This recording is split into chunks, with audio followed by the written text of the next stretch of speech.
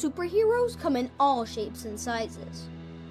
They don't always meet in an underground fortress. Sometimes they meet in places that appear to be very ordinary to most people. But inside, there are heroes in training. Some are smart, strong, or brave. Maybe they can build cities, or heal people when they get hurt. But even superheroes need some help sometimes. With your support, we can change the world. Together, we are a force that can't be defeated. Support the club. Save the world. Support your local superheroes and donate now to the Boys and Girls Club of Noblesville at bgcni.org.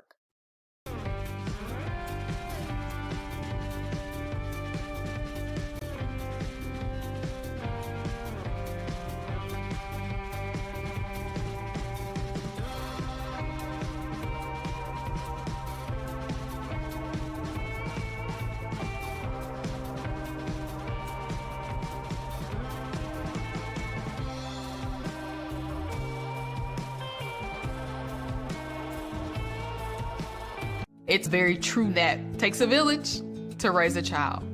And when it comes to my healthcare village at Community Health Network, it's all nestled right in my phone. Accessing healthcare is the ability to be connected with your provider and ask a question when you need it. I feel like when I'm meeting with a community nurse practitioner or doctor, they're tuned in to what is going on with me and the way that they can serve me best. Stand by me.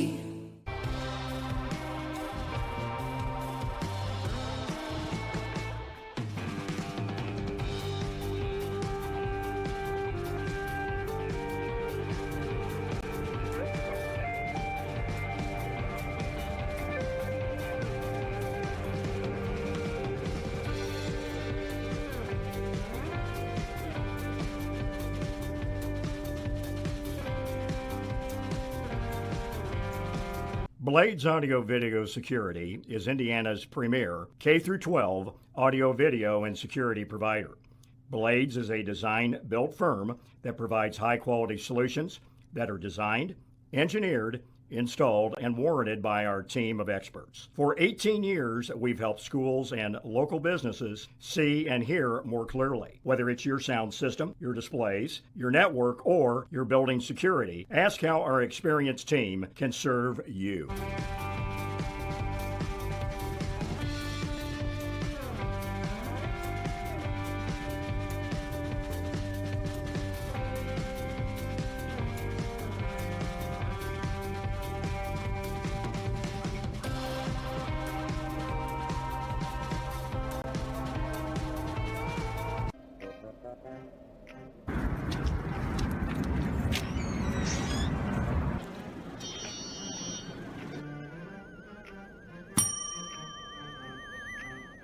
Can I help you? Yeah, I'd like to order a hamburger, fries, salt, maybe a large vanilla shake. Yeah. This is a trophy shop, can't you tell? You got a counter right here. Isn't this where you place the orders? We sell trophies, we sell plaques, we do embroidery. No food. You got carry out? Unlike the internet, everything that you need we have here at the shop. Very unique. You order today, carry out tonight. That's our version of carry out. All right, I'll take one of everything. Well, that may take a little longer. We'll have it for you tomorrow night. You know, Jim, I'll be back tomorrow to pick it all up. We'll wait for you. Don't wait long.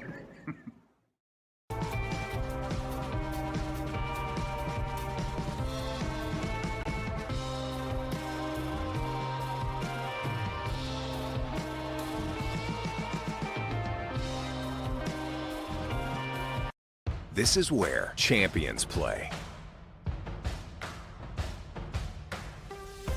This is where youth champions play.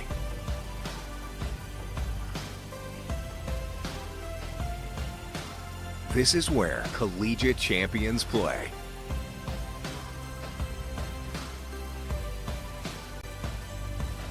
This is where Olympic and pro champions play.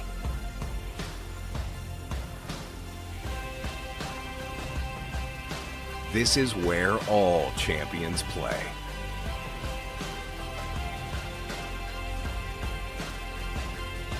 In Hamilton County, Indiana.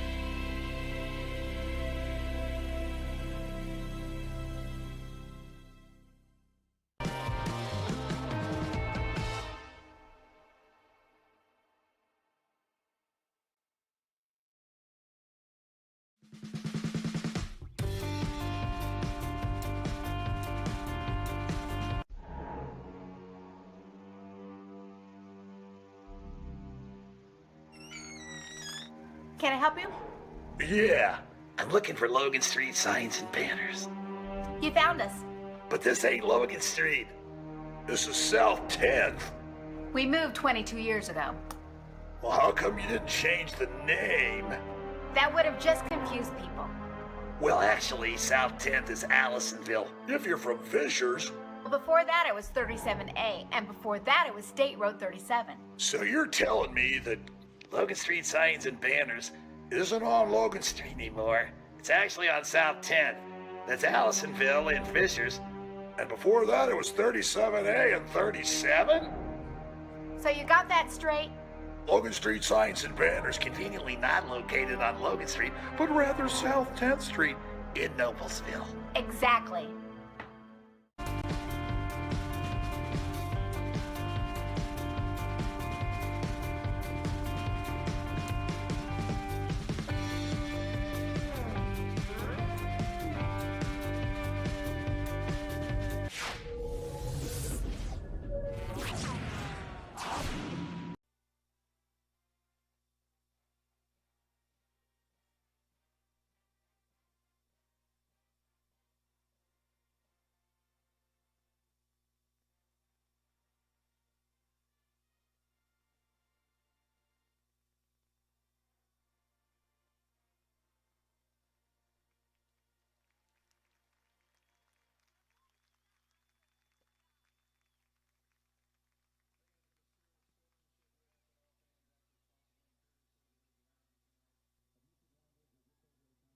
Acceptable, and now welcome to Noblesville High School events.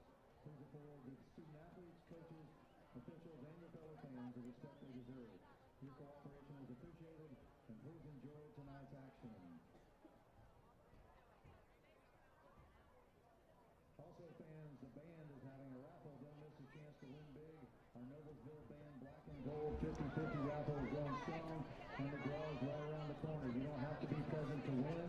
So get your ticket before it's too late. The pot is already nearing $30,000.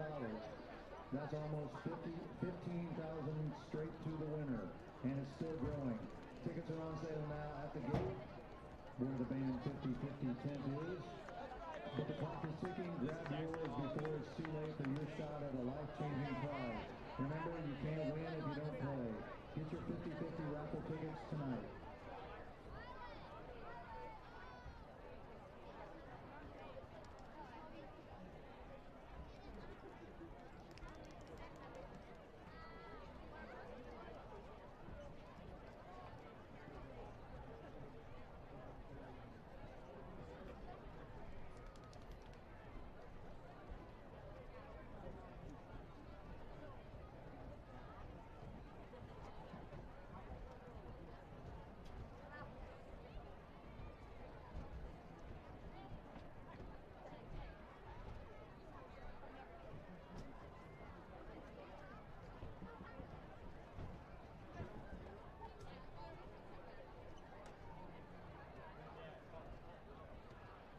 Also, fans, if you want to support the latest edition of officially licensed Millerware, make sure and visit the Miller Baptist Spirit Shop tonight, located next to the South Concession Stand on the home side of the bleachers.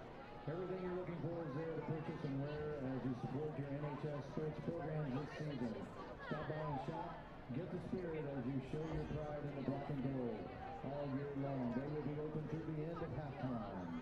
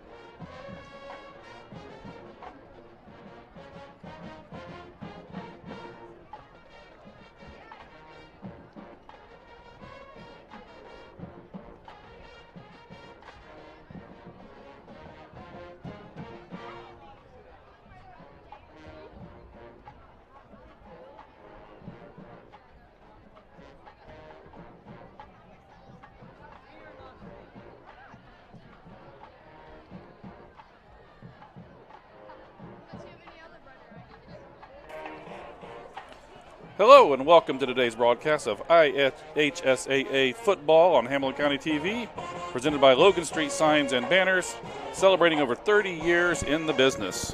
We'd also like to thank our other great sponsors, Noblesville Trophies, Gaylor Electric, Chuck Goodrich, President and CEO, Community Health Network. Visit HamiltonCounty.com, Hamilton County Sports Authority, Blades Audio Video and Security, Sarah Cleverly, FC Tucker, Noblesville Youth Sports Alliance, Noble PC, and the Hamilton County Reporter. Hello everybody, welcome to Beaver Stadium on this homecoming evening for the Noblesville Millers as they host the Zionsville Eagles in this Hoosier Crossroads Conference game. I'm joined today in the booth by Wyatt Blades and by Perry Williams. Wyatt, what do you look for in tonight's matchup? So we've got two 1-3 teams here, and both coming off a 3-game stretch, all losses. So I think we're going to have a good battle here between a couple of teams fighting to get back.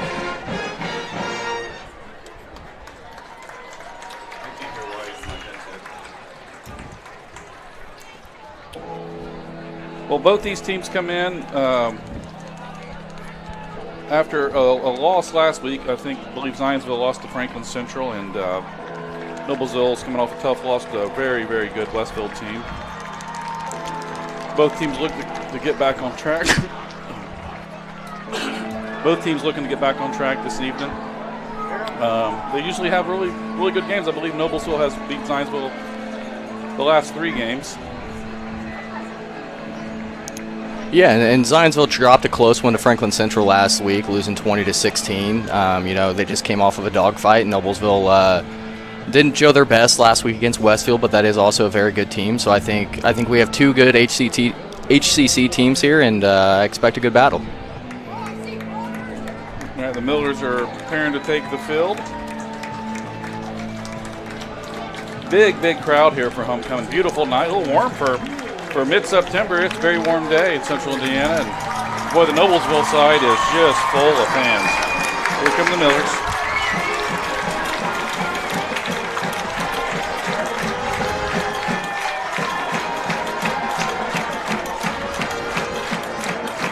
A lot of people back in town for this. Great tailgate at the south end zone by the Noblesville Education Foundation down there. A lot of people kind of trying a new idea. It really looks great. Zionsville, I'd say they travel well. They probably brought everybody over here in 2 cars. There's not very many people there. But they are. It is a little bit of a drive, and probably some late arrivers. Student section starting to fill up a little bit. Again, Noblesville has had about their only conference wins the last few years have been against Zionsville, but now Noblesville went away from the T offense, which was pretty successful against certain opponents, and this year they're running more traditional modern-day set. So I look for this to be a really good game. I predict it's going to be a pretty close game. Zionsville's got a really good running back in Sam Manna. I feel like he's been playing for about 10 years. I'm trying to see if he's dressed over there, 32. I heard that he may or may not be playing. He's a heck of a running back. Zionsville's coached by Scott Turnquist, been there several years, had some really good teams over those years. I believe Zionsville opened the season with a big win over Pike. I forget who they played in week 2. Yeah, so they had a nice 27-7 win over Pike, and then dropped a shootout against Lawrence Central, 40-30. Then led up to losing to Westfield and Franklin Central. They've played some good teams, though, and they're scoring points. And one thing about Zionsville is they have a very fun, exciting offense. You're going to see wrinkles you don't always see from other teams. And just look for the Millers to defend it. They run a lot of cover 3 and cover 4, so they should be able to cover that deep ball. But look for what Zionsville does in the slot. They get really creative with their slot receivers. I feel like Zionsville's always been really good up front. I'm looking through this year, their starters. You got 226-pound center, a couple guards, 225, 250. Their tackles, 207, 258. That's definitely smaller than they usually are. Zionsville's usually bringing in some pretty big boys up there, and I feel like they've always had a really good defensive line as well. So we'll see how that looks as they approach the center of the field for the coin toss. Yeah, they certainly have some size on the defensive end with a 6'3", 215 defensive tackle in Alex Tate and a 6'1", 255 nose guard with Darius Elizard. So I think a lot of their size is focused on the defensive side of the ball. And you know, on offense, they got to be athletes, and I think Zionsville always has those offensive athletes on the line. So I'm excited to see how this one plays out. And Noblesville's a very young team. I was actually talking to a good friend of mine on the staff this morning at breakfast, and Noblesville doesn't even start a senior on the offensive line right now. They got some pretty good players, but they're young. It's really hard to do. Jackson Apple, I believe, is a right tackle, but he's going to be out this game. He's a senior, but other than that, it's a lot of juniors, a lot of sophomores, very young in on the backside too. All mostly juniors and sophomores starting quarterback, running backs. I think Luke Heil might be the sole senior running back, along with Ethan Clark's a sophomore. You'll see a lot of Noah Schinkel, a junior. They're really young, and Coach Hebert knew that coming in here to this season, that it's going to be a season to kind of rebuild, get his systems in, rebuild the coaching staff. A lot of work to do here, and they're just looking to take positive steps forward, keep good energy, and try to build the program. And Zionsville has a very experienced defense, a lot of seniors, a lot of juniors on there. So I think it'll be a really good test for this young Noblesville offense to stack up against some players that have seen the field several years. Yeah, it'll be interesting to see. And again, you're just looking to get better each week. You see Noblesville is going to receive the opening kickoff. Cody Prater and Ethan Clark back deep. Kicking for Zionsville. Let's get the kicker here. Looks like Trenton Detmer, that 27. If so, he's a 5'10 senior. I can't get a number. I cannot either. Well, here we go. Homecoming. That's not 27. It's 30-something. 34. 34. Sam Black, kicker. Thank you, Perry. Here's Cody Prater on the return. Takes it at about the 5 or 6 yard line. Is big hit there for Zionsville. It's number 39 for Zionsville on the great special teams play. 39, Brant Wyrick there for Zionsville did a really nice job of flying down the field and filling an alley and took a really good angle to tackle Cody Prater there for a very minimal return. Looks like he got him down there on the 20-yard line.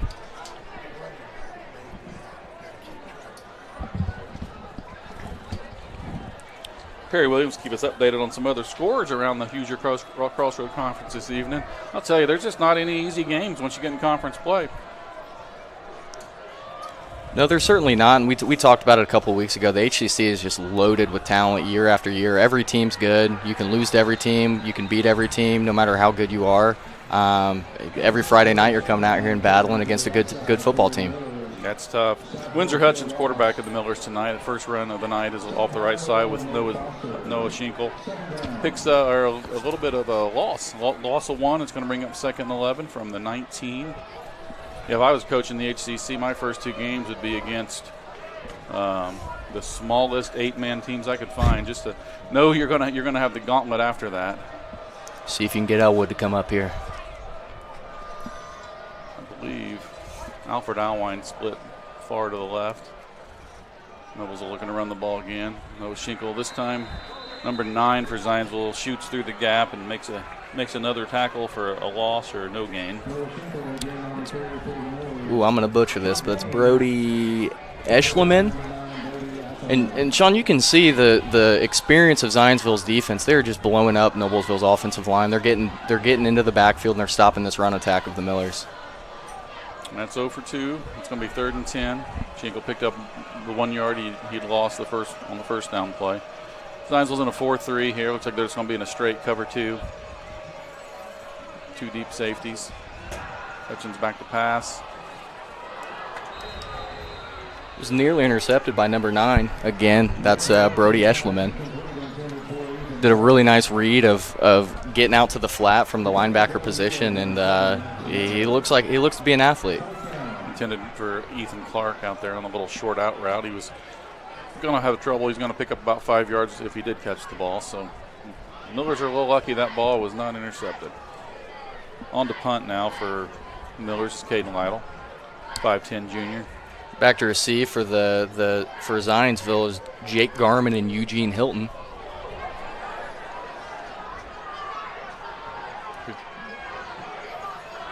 Nice coverage. It's great punt coverage by the Millers. Eugene Hilton received that punt, picked up maybe just a couple yards there.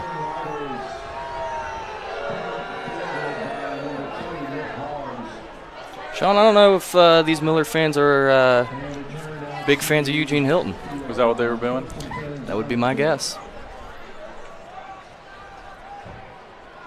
Well, Zionsville's going to take over in excellent field position.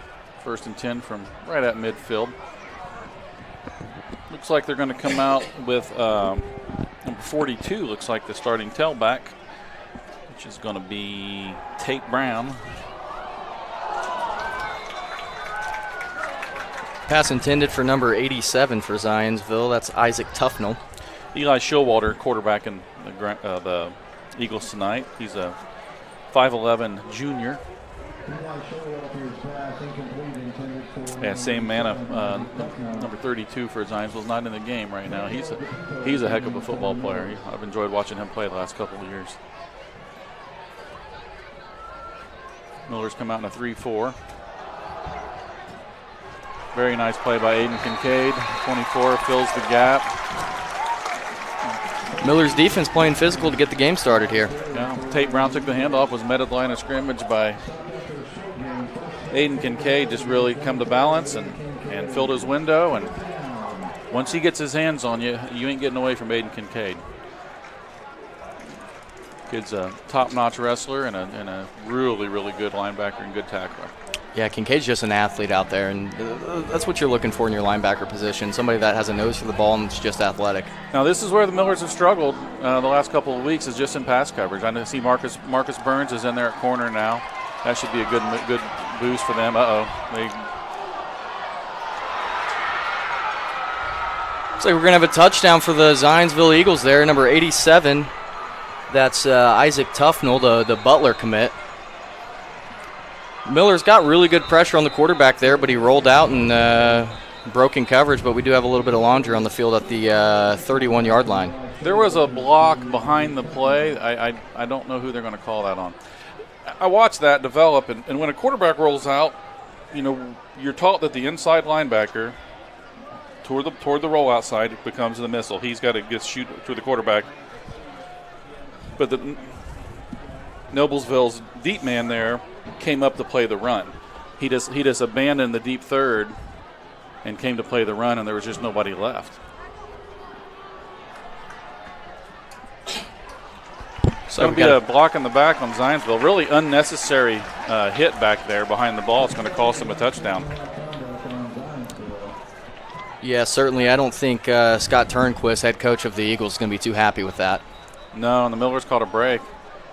Yeah, they really blew that coverage. That corner, that deep third man has to stay in his zone. They're going to bring it up. The penalty occurred around the 25-yard line, if I recall. So you're probably going to see this ball spotted 10 yards back of that. Okay, I don't understand what just happened. Now they're headed down for the PAT. Are they waving off the penalty? I didn't see any indication from the officials, but it appears they are. Coach Hebert is perplexed, as the entire stadium is. How do you call it and then change it? It either is or it isn't. Well, it's not the NFL. We don't get to hear what he has to say about it. Unsportsmanlike conduct on Zionsville. Looks like the penalty is going to apply on the kickoff. So that'll wind up being a touchdown for number 87, Isaac Tufnell, for the Eagles. I guess I don't understand rules. If it happened during the play, if it happens after the score, that makes sense. I don't know. I guess we'll go with it. We need a referee official on the line. Yeah, we can call. And do you think Gene Sterator's think he's free on Friday nights? Yeah, he may be. Let me text him. Kick is up and good. So with 9:21 left in the first quarter, Zionsville draws first blood, 7-0 over the Millers. Let's thank one of our sponsors, celebrating over 30 years, Logan Street Signs and Banners, specialize in that last-minute signage and banners, serving Noblesville and Hamilton County since 1992. You can contact them at 317-773-7200 or check them out on their website, loganstreetsigns.com. What about Noblesville Trophies? Noblesville Trophies offers a large range of products, including sports trophies and corporate awards. Noblesville Trophies provide you with that same-day service for those last-minute decisions. Give them a call at 317-773-7391 or check them out on their website, noblesvilletrophies.com. Thanks, Perry. Well, we're back. Zionsville was assessed a penalty, so they will be kicking off from the 25-yard line. Cody Prater and Ethan Clark back deep to receive for the Millers. I believe they waved off that block in the back, and then I don't know if it was the same penalty there or if something happened after the play, a little jawing, a little shoving, something like that, and called an unsportsmanlike conduct on the Eagles, so now they'll be kicking off from their own 25-yard line. Somebody just texted me the explanation, but it's somebody I haven't talked to since 2022, so I have no idea who it is. Unsportsmanlike conduct is always enforced after the play, even if it happened during the play. That's weird. Okay. It says it's a non-contact foul, but that was a lot of contact in that their foul. Number 3, Cody Prater returning the kickoff. Looks like he took it up to about the Miller 33-yard line. Millers will take back over.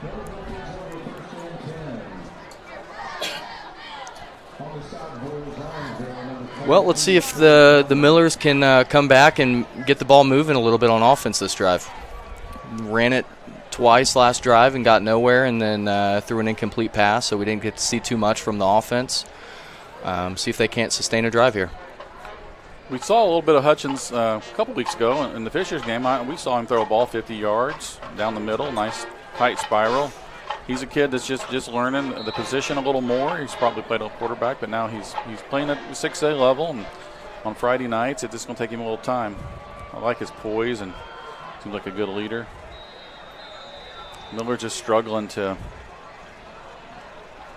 get any openings there on that first level. Yeah, very short gain of 2 yards there for the Millers. I'd like to see him get number 8, Alfred Alwine, involved here early. He's a big kid outside at receiver. He's young, but we saw what he could do against Fishers. He's a great athlete, and he's got great hands. Little broken play there. Tried to fake a little jet action, but the snap was bobbled a little bit, and Hutchins just tucked it and ran. This experienced Zionsville defense certainly came to play. It's showing these first 2 drives. Yeah, they're owning the line of scrimmage right now. Brings up a 3rd and 9 for the Millers here. Single tight end to the left. A fullback in the backfield, Ethan Clark. Look for him to go in some sort of motion. Play clock's down to 5. You're going to probably burn a timeout. 3, 2.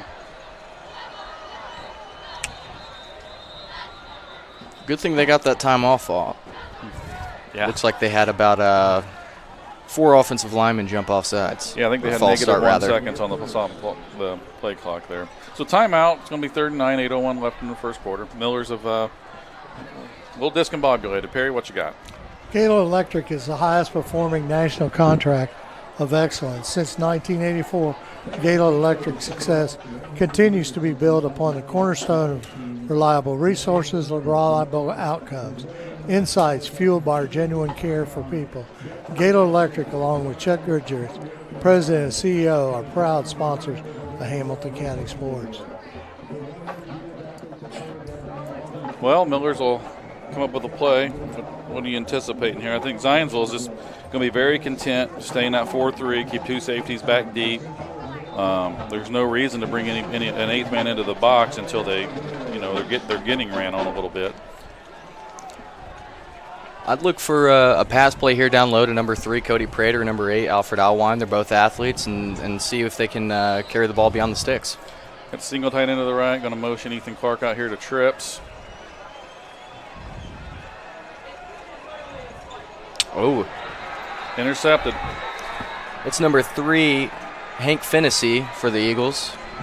He read that sit route perfectly. Now they tried a combo route. Prater's just running a hitch, and I mean, there's just Zionsville's just got it well covered. They had 5 guys on 3 over there. Zionsville's linebackers look to be fantastic in coverage. That's twice now we've seen them fly out there to the hook and the flat area, and they're swarming the Miller pass attack here.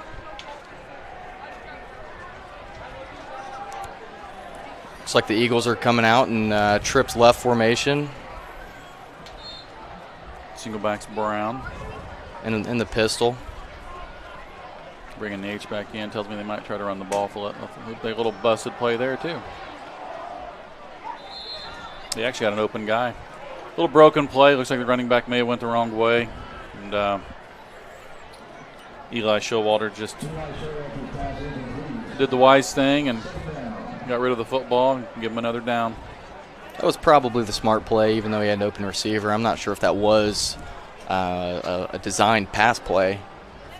Don't exactly want to surprise a tight end with a 5-yard football right to his chest. Yeah, I was trying to figure that out if it was supposed to be a run. I didn't see any linemen downfield, so I don't know.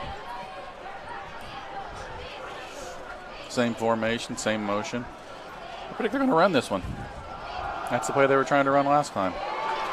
Alexander Ham fills the window. Gain of 1. I think you're right, Sean. I think they just ran the same play twice. That time they just executed it. Yeah, that's what they were trying to run last play. They did a nice job up front, but Alexander Ham did a really good job of seeing that window. There were bodies out there, but he slipped them inside and filled it nice. He did a great job filling the window from the backside linebacker position. That's definitely the strength, I would say, from what I've seen. The strength of this defense are those 2 linebackers right now. Trying to develop the rest of the guys. Praise Oladipo over here at outside backer does a real nice job as well. Very fast. Kincaid's blitzing. Marcus Burns on the tackle. Kind of an easy hook route there to number 10 for Zionsville. Zachary Trent rather, for the Eagles. Zachary Trent just runs about a 7 or 8 yard hitch and then lowers his shoulder and picks up the other 3 or 4 yards. Marcus Burns, I think, making his first start over at cornerback. Marcus Burns is an athlete, but Trent is 6 foot 205. It's going to be tough to bring him down without letting him gain a few extra yards. Yeah, it was a good tackle. Oh, here we go. Alexander Ham, linebacker. Again, these guys they are blitzing linebackers quite a bit. If you see the Millers, you're in a 3-4, so they do mix it up with Stennon. They just sent Ham that time and dropped everyone else back in coverage. Yeah, and Ham came up with a big sack there for the Millers. Brings up 2nd and 13 for the Eagles. I'm glad to see Alexander Ham back out here playing football. He's a lot of fun as a 5th grader. He's one of the most fun kids I've ever coached. Just ornery and loved contact. I don't know where he gets that orneriness at. Probably mom, yeah. 2 receivers to the left and right. Miller jump off sides. Yeah, number 15, Eli Showalter's helmet came off there on the sack, so the Eagles had to send out number 14, Keegan Beaucamp, to come in there, and he gets the Millers to jump off sides. Should be a free 5 yards for the Eagles. Does that constitute a play where they could bring their quarterback back in the game? I don't know. It appears no. Would expect the Eagles to just run the football here with a quarterback getting his first snap of the game. Nah, let Beaucamp just air it out. Throw a vertical over here. He should call an audible. Little counter action play. Great blocking. Oh, ball's on the ground. Ooh. There are 5 Millers there and 1 Eagle, and the Eagle got the ball. The ball really popped out. Yeah, it did. Number 6 for Zionsville, Johnny on the spot right there. Great effort by Micah Morris. Yeah, he sees that ball and he gets after it, gets right on top of it. Looked like Kincaid just got the ball loose and the running back squeezing it, just shot it out. Yeah. I think you're right. It's going to bring up 3rd and inches. Showalter's back in the game. Every time I hear Showalter, I think of that clip of the Arkansas guys, that high school game about 10 years ago, Matthew Showalter. So you got to look it up on YouTube. It's one of the funniest things you'll ever see. 27 off the left side. I'm having to go deep. That's Trenton Dittmer. Picks up the first down. Going to bring up a 1st and 10 from about the 17. Eagles picked up a fresh set of downs here in the Miller red zone. It seems to be they're throwing the ball well and they're running the ball well. The Miller defense needs to step up and find a way to make a stop. Yeah, they're not as big up front as they've been, but they're solid up front. Don't say a word. Yeah, you don't necessarily need to be massive up front as long as you have good athletes and they have decent size, and they do. And it looks like they're moving their feet and they're moving bodies, and that's what you're looking for in your O-line. Yes, sir. Zionsville can take a timeout. With 4:42 left in the first quarter, Zionsville 7, Noblesville 0. As a leader in Central Indiana sports medicine, Community Health Network has a deep lineup of orthopedic and sports medicine specialists to keep you playing at the top of your game. Whether it's a pulled muscle or a torn ACL, community physicians are helping area athletes remain active and competitive. Visit ecommunity.com/sports.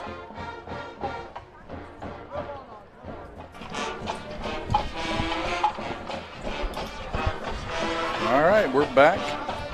Beaver Stadium this beautiful September evening. Ready for some Friday night football action. We got big games tonight. You got HSC's in Westfield, I believe, or they're playing each other. I don't know where they're at. Yeah. Brownsburg and Fishers are getting after tonight. Avon and Franklin Central. Avon's really turned it around. I talked to their athletic director today, and they were fired up about that Brownsburg game last week. Even though they lost, it was a shootout. 27 off the left side. Really good feet. That kid's got good feet. It's about a 7 or 8 yard gain off the left side. You look at this. We've got another helmet on the ground. Let's roll these helmets. That's just straight up zone blocking, not a polar to be seen. Zionsville does they get bodies upfield. That's 55 for Zionsville. Lost his hat there. That's Ben Rodriguez, a 5'10 junior. He's going to come out for a play.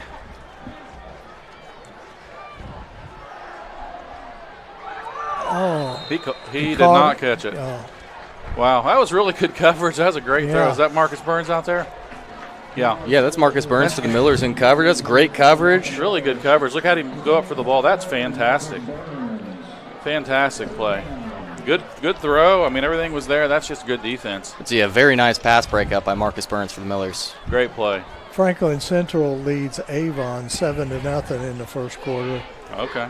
Brownsburg 7, Fishers nothing. I think if you're Avon scoring 44 points on Brownsburg, I think you're going to be happy with that. A little mistake there by Zionsville. Is going to back them up 5 yards. Going to bring up a 3rd and 7, 3rd and 8. Yeah, I told their AD today, Jason Young over there, I said, I thought Brownsburg's going to win every game by 40. So the fact you guys are in a shootout with them, and they're feeling good about it out there at Avon. They know they've got a pretty good football team. Yeah, and they've had a really good run this year. They beat Decatur Central, who won the state championship last year. Beat Ben Davis, who's always a good program. I think Avon's got some talent, and they're going to be I think they're exceeding expectations this year. I think so. I met their coach a few times, Rob Gibson, and he's a guy who makes me want to get out there and play again. He's a young man. He's 32, 33, just real energetic, positive. I like him. Oh. Interception. Big play by the Millers. That's Alexander Ham again on the quarterback pressure. Forces that pick. 40 for the Millers. You watch this. Again, Ham, both inside backers blitz on that play. Big hit by 47, Alexander Ham for the Millers. They were going up high for their big receiver, and he just, with the quarterback hit, just made him shorten that ball up quite a bit. And was that 40 That's on the 40. pick? 40, Evan Nichols. Evan Nichols. Practically family for you over there. Practically family. I coached him. He was a safety on the Grinders. It was one of his first years playing football, so I'll take credit for that interception. You teach him tip drill? You teach him I the ball? Yeah. I may have taught him some of the things he knows. What was the penalty for? We're going to go ahead and give credit to Wyatt Blades for that interception. I didn't see a penalty. Thank you. Will you please add that to my 2 for my high school career? There must have been a half the distance penalty. I didn't see it. There's a big run off the left side. Luke Heil. Luke Heil, a senior running back, comes in and makes his mark right away. Some good blocking up front there. There was a good hole. See here, Zionsville shifted over. Just hat on a hat. That's a nice hole. Really good blocking all the way down. Who's 68? He's my favorite player right now. You see that block? 68. Zach DeCrane. Zach DeCrane, yeah. Zach DeCrane. That's got to feel good for the Millers to get the ball moving on the ground there. DeCrane's always been a little bit nasty. That was a nasty block there. Finished it. Same action. There's a little jet motion. Is that Luke Heil again? That's Ethan Clark. Ethan Clark coming through on the jet. Again, let's look at that blocking on the edge. Good reach block. Maybe a hold, but we'll take it. And you love to see that on a jet motion, seeing especially a receiver, or I guess he's a running back, cutting upfield, not stringing it all the way outside. If there's a hole, cut up, take the hole, and take those 8 yards. Yeah, Big Mason McDermott was reach blocking that and got out there and got a body on him. There was not much doing there for Luke Heil. Zionsville kind of sold out on a run blitz. Yeah, they got that one big time. Yeah, they had about 11 guys in the box there. Yeah, number 50 Anderson Vestal for the Eagles filled that gap well. A little bit of a momentum shift here. The Millers would love to continue this drive, pick up a few first downs, get a little confidence. I believe their O-line, if they get to the right guy, they can hold their own. It's just they're young and just getting that assignment every play is key. Getting that hat on the hat. Again, they're just losing there. Yeah, really nice job by the Eagles D-line, just shedding blocks and getting to the point of attack. It'll bring up a long third and 12 for the Millers here. They're probably going to start mixing it up. It's becoming kind of predictable. Run, and then 3rd and 11 throw. Makes it really tough on an offense. Makes it simple on a defense. But they're just trying to find what they can find, and it's the spot they like to run those little curl routes. And I'm with you. I like this backside with Alwine one-on-one. He's just. Oh, they're running a screen. It's going to be close. Looks like the Millers got away with one. Alwine looked like he made contact on that block a little bit early. I was getting ready to say, yeah, he was blocking well before the quarterback released the ball. Oh yeah. Luke Heil on the catch there. Yeah, Luke Heil had it about 1 yard short. They're going to go for it. See Aiden Kincaid coming in. I'm going to believe he's going to come in at fullback. Play clock's down to 17. They got a little heavy package here. You got Praise Oladipupo. You got Noah Shink on the direct snap. They're obviously going to run power here. Zionsville's going to take a timeout and get a line for that. They were running this stuff earlier in the season with Ty Holmes, so they're just going back to it with some of their bigger bodies. All right, that'll be a timeout. Perry, you got anything for us? Yeah, absolutely. Hamilton County Sports Authority is celebrating 20 years of fielding champions, from hosting local tournaments and to regional to national to international events, both amateur and professional athletes. Hamilton County is the center of sports. Hamilton County Sports Authority is your local sales team, ready to evaluate your next event in Hamilton County, Indiana. HamiltonCountySports.com.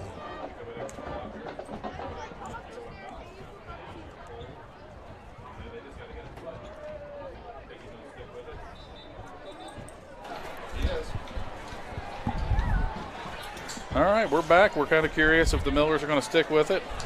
They do have 2 wide receivers. They're going to go direct snap to Noah Schinkel. Wasted no time. That's going to be a close one. Noah Schinkel on the direct snap. Looked like a little power. I think he got it. Yeah, they're giving it to him on the far side. A little scary. We had a lot of guys still kind of moving around. Yeah, they wasted no time. Snapped that ball as soon as the officials blew the whistle. Should be a huge momentum shift for the Millers, just continuing this drive. They haven't gained a ton of yards, 25, 30 yards or so. But picking up a couple first downs is huge for the momentum of this offense, especially after 2 slow drives to get the game started. Now, see, this is where I wouldn't mind seeing them. They're going to walk that safety down on the trip side. You could go to Alwine, a little one-on-one action out here with a much taller receiver. Hutchins didn't want to throw that one.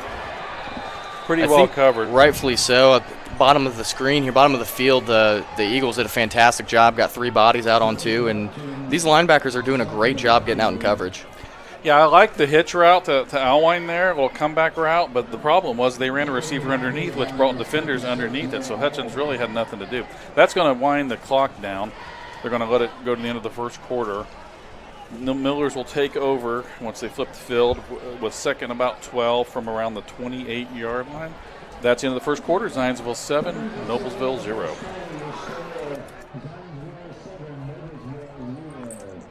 The fine grind, clearing out my cash line, speeding up my RAM time, coordinated light lines. If you need to move, I recommend computers. They can make you groove like I bet you never knew. Did you? Oh, the complication when I feel your air control my body heat. I wanna feel it. I must ignore your touch. I feel yo. Gotta know what you do, what you doing. I love what you're doing to me. On my mind, I love you when the computer screen goes back online. Love what you're doing to me. On my mind, I love you when your computer screen touches on mine.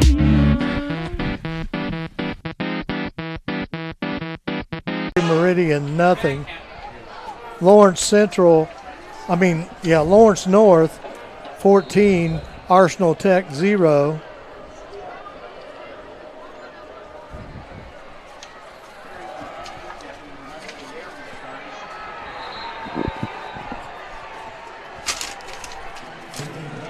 Here's the score. Troutwood, Madison, which I believe is in Kentucky, is playing Center Grove, and the score is Troutwood, Madison 8, Center Grove 7. All right, we're back. Hey, we got to apologize to Zionsville. We have a depth chart we got today and printed off from 2024. So a lot of those players we've been talking about, they don't exist right now. We'll get you called up. Good throw to Alwine over the middle. That's exactly what you was talking about. Yeah, Alwine's getting one-on-one coverage up there on the wide side of the field, and he's a big kid. He's 6'3", runs a little post and just gets open. Big pickup for the Millers. It's going to be right behind those linebackers. They're being very aggressive to stop the run. There's going to be windows there, and Hutchins can make those throws. He's pretty accurate. It's a big pickup for the Millers. Yeah, I'd like to see them get Hutchins into a groove here and just start slinging the football a little bit. He's got the capability to do it, and he's got some big weapons and athletes out on the edge.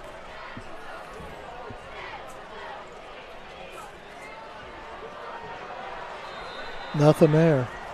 Ethan Clark off the right side. Yeah, 56 for the Eagles. Noah Alt making a big tackle for loss there for the Eagles.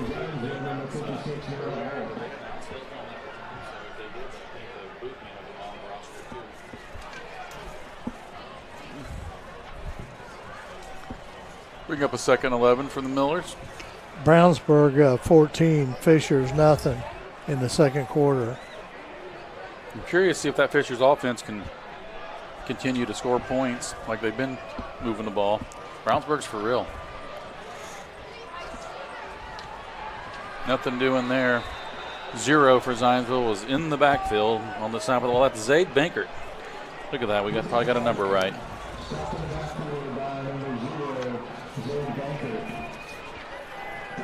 It's going to bring up a third and about 14. Carmel's ahead of Columbus North 7-0 in the first quarter. Sounds like we've got some tight games around the state, Perry. Yeah, certainly do. Franklin Central is leading Avon 7-0 in the first quarter.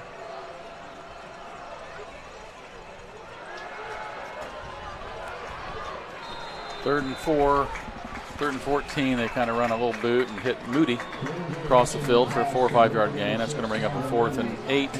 Millers will probably punt. We're in the second quarter of Westfield Southeastern and still shows no score. Oh, okay. Defensive battle. I believe the Southeastern, if I'm understanding, is starting a freshman at quarterback with unfortunate injury to their great, exciting quarterback, Terry Walker.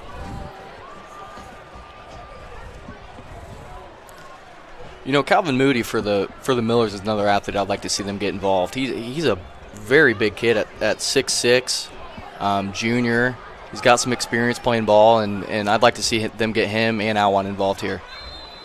Yeah, you'd like to see him. He's somebody that I thought this year would expect big things from. Light had a really nice kick, had a little pressure on him, but is able to boot that thing, and it goes out of bounds about the 23-yard line where Zionsville will take over. First 10, up 7-0 with 8:40 left here in the first half. It's homecoming for Millers. The bleachers are full, Perry. Yeah, I had a pretty good crowd. You see any of your classmates out there? Anybody owe you money or anything? No, I don't think so. See a lot of people out there, a lot of kids, a lot of former players. It'll be interesting at halftime. They're honoring the 2000 team and also the 1975 team. Those good teams? The 2000 team went to the regional. Is that Ely's team? I can't answer that. I don't know. Again, a little scramble, and the corner left his man. There is a flag in the backfield.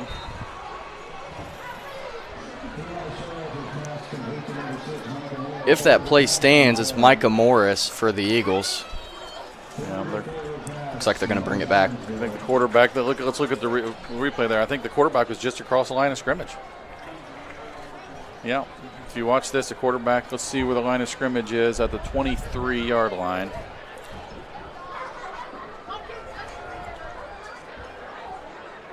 Yeah, it was close. It was close. It was close. You just need to have that back foot behind the line of scrimmage, but they're a little closer and have a better angle than we do, so I'm sure it was right. They usually only call that if it's pretty obvious. Right. I thought that was pretty close.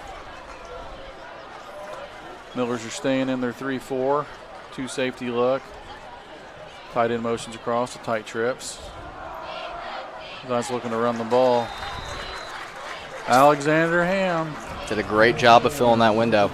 I would find anything I can do to get away from those 2 inside backers. So whatever play you got to run to get those guys out of the play, it might be to your benefit. Yeah, they're doing a great job tonight of filling windows and playing aggressive, playing downhill. You've seen Alexander Ham with a sack, Kincaid with a forced fumble. They're making a difference in this game tonight. Very much so. 3rd and 13. Zionsville goes 2 receivers each side, single back and pistol. We're going to run a screen here. They let the entire defensive line go. Wow. That was a very well executed screen by the Zionsville offensive line. If you watch this, the whole defensive line gets through untouched, and the O-line was just sprinting downfield. That is a very good play design by the Eagles. And those are the things I was talking about earlier. Is they have a very exciting offense, and you're going to see some wrinkles you don't see. Typically on a screen like that, you may slip a running back, but bringing a receiver in and running an alley screen is really just worked out for him.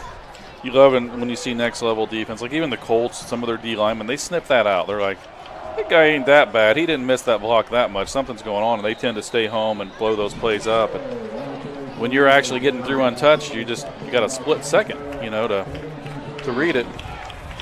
Yeah, and you're sniffing out that sack, and you just want to get to the quarterback, and sometimes I just don't think you realize it. But I can still hear Coach Metzler, who's still on the staff of your D coordinator, just 3rd and long. What's he always yelling? Screen draw, screen draw. They're expecting screen or draw play every single time. But they can still get you.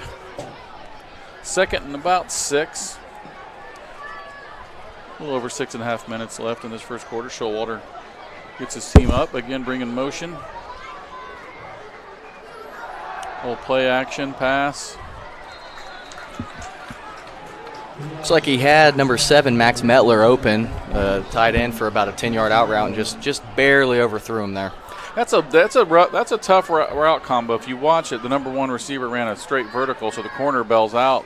That leaves number 40 for Noblesville in a really tight spot because he's got a good tight end coming underneath him. He's got a wide receiver going behind him. I mean, they're kind of flooding that. It put him in a bad spot. It's going to be there if they go back to it. Yeah, and the flood concept's hard to cover, especially if you're an outside backer and that's not what you're really specializing in. Almost picked off. Nearly picked by Marcus Burns. Burns is having him a game. He really is. Intended for number 2, Nick Hoggs of the Eagles. Brownsburg has scored again. They're up 21-0 over Fishers in the second quarter. Oh, wow. I did talk to Burns' dad in the parking lot. He said, I think it says mom or somebody in the family heard me talking about his car. He still got that car. Actually, if Marcus gets an interception tonight, he said that he can have the car. So you heard it here first. Yeah, heard it here first. Marcus gets a new car if he gets an interception. So come on, Marcus. You got this. Trips to the left. Little low snap. Oh, look at nice Burns. play. Marcus Burns might have hurt us there. He was going for the he was interception going there. for it. Well, he almost had the keys right there, guys. What a play. What a play. He's having a night. He's showing he needs to be out there. He's come to play. That was 4th down. That's 2 very nice pass breakups for Marcus Burns. One in the end zone on that slant, and then a big one right there on 4th down to give the Millers possession. It's an interesting that Zionsville would go for it in that field position. That's showing a lot of trust in their defense. Up 7-0 though. That's could be a momentum shifter that they don't want. Millers come out in a little unique formation here with a little tight trips to the right. Inside counter to Ethan Clark. Nice play. Had a little bit of daylight there. Closed quick though. Did. He got about 5. Felt like 20. Carmel up 14-0 over Columbus North in the second quarter. It's really good blocking first level. Yeah, there was a window there, but Zionsville did a really nice job of staying home and fighting off blocks. Still a good pickup for the Millers. 5 yards is 5 yards, and you're not going to find an offensive coordinator complain about that. No. No, maybe Mike Leach. Let's see, that's 26. Schinkel will have no gain off the right side that time. We'll bring up 3rd down and a long 4 for the Millers. See what they go to. Ball's on the near the right hash. Alwine's over here on the short side. Cody Prater up high by himself. Single tight end. Zionsville only brings 4. Just not much there. I mean, there's. That was a tight window. He was lucky. No, number 3, Hank Fennessy for the Eagles came in and looked like he got a hand on that ball. That'd be an impressive catch by Alwine if he was able to come away with that.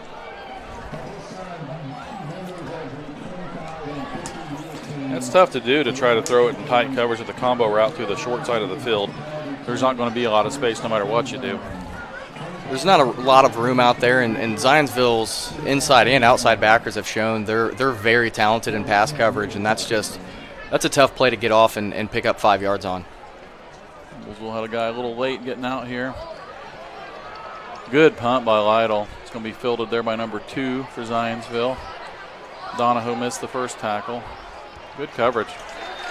Good coverage. That is Nick Hoggs. Let's give Nick a little love.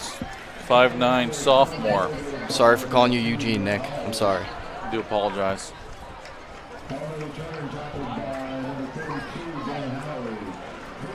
Zionsville's going to take back over about the 19-yard line, 1st and 10. Just under 5 minutes left in this first quarter. First half, second quarter. Yeah, you see, and that's probably why Zionsville went for it on 4th down on their last possession. They just fully trust their defense. And I think their defense deserves that trust tonight. They've flown around and made plays all night. Well, and they thought on that 4th play down they could connect on that little 4-yard hitch. But man, Marcus Burns, somebody they haven't seen on film, that corner, and they're probably not happy about it tonight. Praise Oladipo fights off that block and sets an edge. Oh.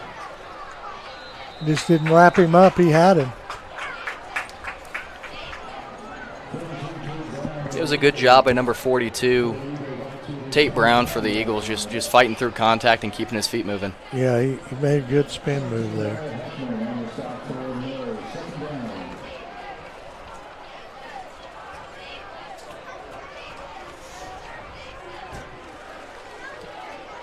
Got a tight end trips to the wide side of the field for the Eagles.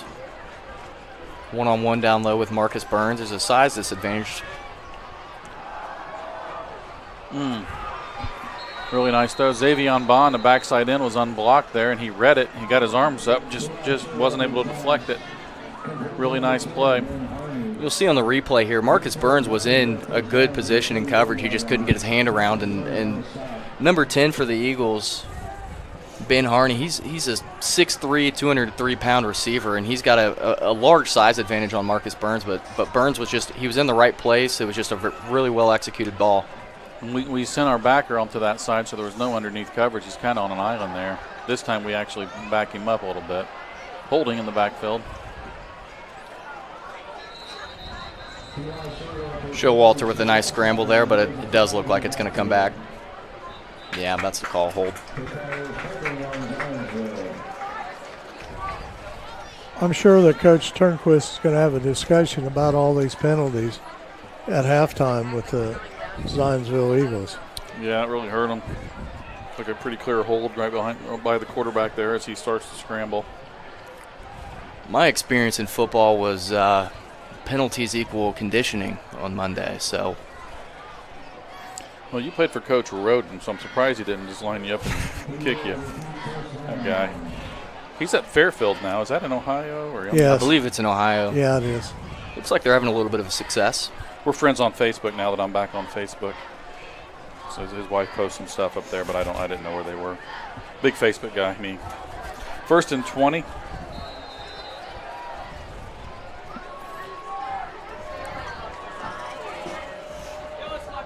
Got another trip set up top. Noblesville's playing it pretty sound inside. Just filled their windows, nothing fancy. Xavion Bond, Marcus Burns, Wyatt Huffman all rallied to the tackle. Millers did a great job of just fighting off blocks and making a play there for a very minimal gain. Looked like the Eagles picked up maybe 2 yards. I think defensively, Noblesville's definitely going to be happy with some of the adjustments and the way they're playing this game tonight. Other than a couple of big plays, they've really held their own. Big Kel Metzler and Caleb Johnson. You got a lot of guys going both ways right now. Another screen. Defended a little better this time. It's going to bring up a 3rd and about an 8. Yeah, the same type of screenplay. Very well designed. 10 comes back and underneath that. It's a really nice play. Hard to defend that. Ben Harney. Number 75, Caleb Johnson for Millers, made a nice job of recovering and catching the ball carrier there and saving several yards on that screen. He can really run. He's a big body. He's going to be a kid that's going to probably play the next level. He's really coming into his own. Both sides of the ball he can play. Yeah, 6'4" junior for the Millers on the defensive line. Trips right. Here comes Ham on the blitz. There goes your boy Caleb. Oh, wow. What a catch. That's your guy, Harney. Number 10, Ben Harney, with a fantastic grab here on the sidelines. Good job by the quarterback. Again, he's pushing it to getting across the line of scrimmage. Good pressure by Caleb Johnson. And I mean, Burns had to chase him from all the way across the field. It's just really hard to do. I was thinking Showalter should have taken off with it, but I was wrong. Great play, but great ball by Showalter and a great catch by Ben Harney there for the Eagles. Sticky fingers, Harney. Yeah. Little play. Don't let him around your wallet, guys. Tate Brown on the carry off the right side. Had a pretty good hole there and kind of got tripped up barely. You watch this. Noblesville's really outnumbered on that tight wing side. Yeah, he had a little bit, looked like a little bit bigger window, just got tripped up. Yeah, 51 for the Millers. Jan Tiwa did a great job fighting off his block and just getting a hand around the ankle and tripping up number 42 for the Eagles for a minimal gain there. Trips to the right, single receiver Harney. Going to run a post, no safety help. It must have been in cover 3 there. Burns was kind of on his own chasing. He had number 10 there, Ben Harney, and just a touch over his head. Big down right here. 3rd and 7. Now, Harney's a tough cover. He's a good football player. How tall is he? He's a pretty good sized boy. 6'3", 205, I believe. Same size as me, pretty much. Yeah. Maybe a little taller, a little skinnier. 6 inches taller, 30 pounds lighter. Other than that, a little more athletic, perhaps. Same guy. Oh. Ball intended for number 13, Theo Schott. He was open. It was going to be just a nice little gain, maybe close to the first down, just a little overthrown. We're going to go for it. Yeah, we can go for it here at the 34. Only a minute and 15 left in the first half. Keep in mind, Noblesville did receive the opening kickoff, so Zionsville will be receiving in the second half. Zionsville is kind of in no man's land here. You're not going to kick a field goal from this far. And, I mean, you could punt it and try to pin them deep, but with an offensive pass game as good as theirs, they might as well go for it.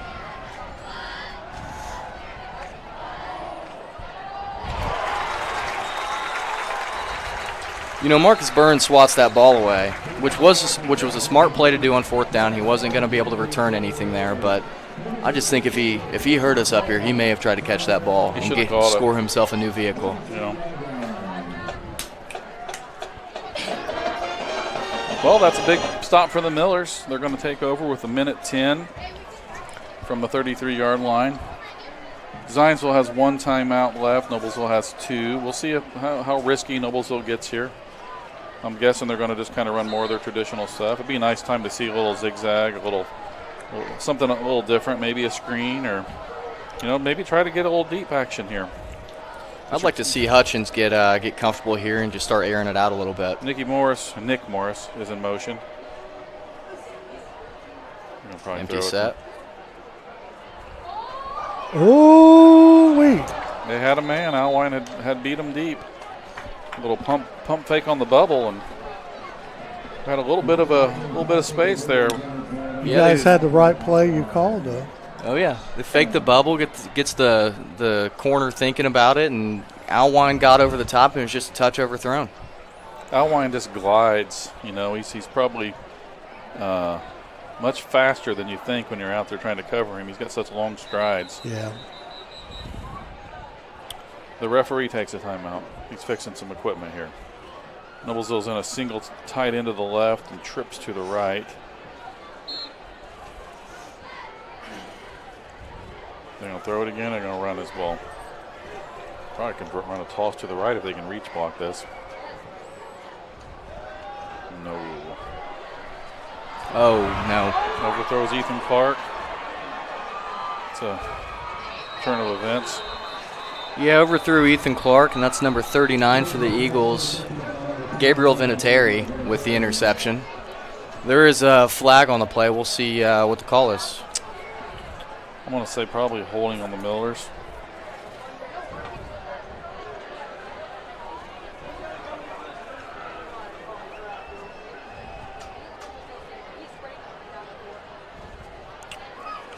You are correct. Holding on the Millers. The interception will be upheld. Zionsville will take over 1st and 10 from the 26. 53 seconds left in this first half, and Zionsville has 1 timeout. It's important for the Millers not to let them put any points on this board going into half here, but yeah, it'd be pretty demoralizing to give up 7 for sure. Would be a lot of air out of your cells. Of course, I think they'll probably come out there throwing this first play right off the bat. If I was them, I'd go back to that screen pass because it's been effective. Yeah, it has. And on 1st down, it'd be really hard to be ready for that. It's not a screen. Another hold. Showalter gets scrambled out to the right, smartly throws it away, but it looks like it's going to be 1st and 20 for the Eagles after this gets called back. I'll tell you what, that quarterback's a good scrambler. I mean, yeah, he's an athlete for sure. He gets out of that pocket. He's pretty good. But sometimes when you start scrambling too soon, that's when you get caught holding because the defensive linemen start taking different steps, and the O linemen reach out for them. And I'd like to see if he's leaving the pocket too soon or what's going on there, because it's happened several times now with a holding call when he scrambles. I mean, he's probably scrambling because he's getting pressure. So second, and it's going to be 1st and 20. How much you want to bet on the screen here? They got trips up top to the wide side of the field. My guess is a screen, or they may go back to number 10, Ben Harney, on the bottom of the field. See, he's not getting pressured there. He took off a little early. He's not really finding anybody open. Is that Alex Ham? Yes, it is. Alex Ham on the sack there. And, yeah, I agree. I think Showalter, he's getting a little antsy. His read's not there right away, and he's just trying to use his feet. And it's he had room to sit in that pocket and find a receiver. He's young. He's learning. That's going to be a timeout. 35 seconds left. Going to be second, about 22. Perry, what you got? Blades Audio Video Security, Indiana's premier K-12 audio video security provider. Blades AVS is a design-build firm that provides high-quality solutions that are designed, engineered, and installed and warranted by our team of experts. For over 20 years, we've been helping schools and local business see and hear more clearly. We've added securing your facilities to how we can serve you. So whether it is a sound system, your displays, your network, or building security, ask how our experienced Blades audio video security team can serve your business. Yeah, those guys are good over there, I hear. Well, yeah, they're pretty good. Most of them. The president's all right. Yeah, he's an idiot, but the rest of them I really like. All right, Zionsville takes back over. Second and about 20. A little more than 20, I think. 21, 22. I have to imagine Coach Adam Metzler was telling the D-line to look for the screen during that timeout. They don't go to it. Well, 7. It's Max Metler, tight end for the Eagles. Nice little play there. He's the number 2 receiver out here. They run Harney up the field, and he just runs about a 10 or 15-yard out. Just a little speed out, and it's wide open, and picked up a big chunk, about 15, 16 yards there for the Eagles. It's going to bring up 3rd and 5. You got Harney out here one-on-one on the short side. They're going to go 2 by 2. Tight end to the left. 2 receivers to the right. Single set back in a pistol. Showalter takes a snap, but it's plenty of time. Missed tackle, and he gets out of bounds. Good catch out there by number 6, Micah Morris. Just ran a hitch and broken arm tackle and got upfield, got the first down, and got the clock to stop. Save. Well, they don't have any timeouts to save, but did stop the clock. Yeah, they do not have a timeout. 22 seconds. Ball's right at the 10. Well, it's about the 9.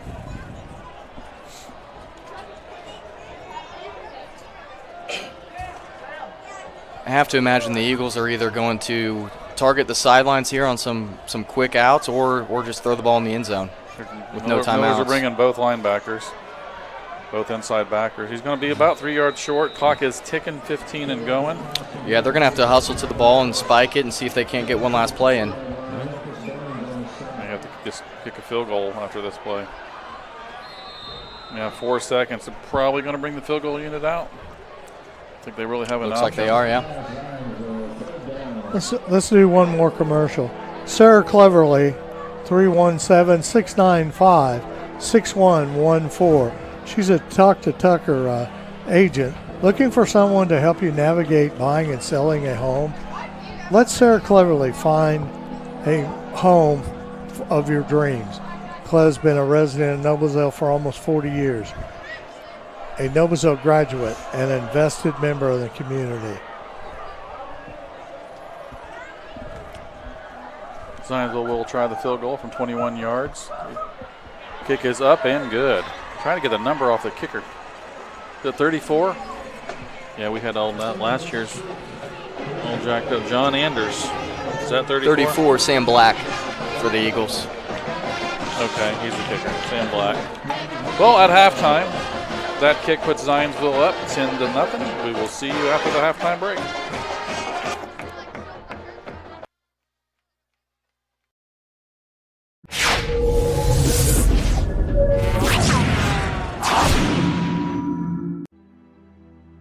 Superheroes come in all shapes and sizes. They don't always meet in an underground fortress. Sometimes they meet in places that appear to be very ordinary to most people. But inside, there are heroes in training. Some are smart, strong, or brave. Maybe they can build cities or heal people when they get hurt. But even superheroes need some help sometimes. With your support, we can change the world. Together, we are a force that can't be defeated. Support the club. Save the world. Support your local superheroes and donate now to the Boys and Girls Club of Noblesville at bgcni.org. One of the most memorable seasons in Miller football history. Please welcome that 2000-2001 Noblesville Millers football team celebrating their 25th anniversary.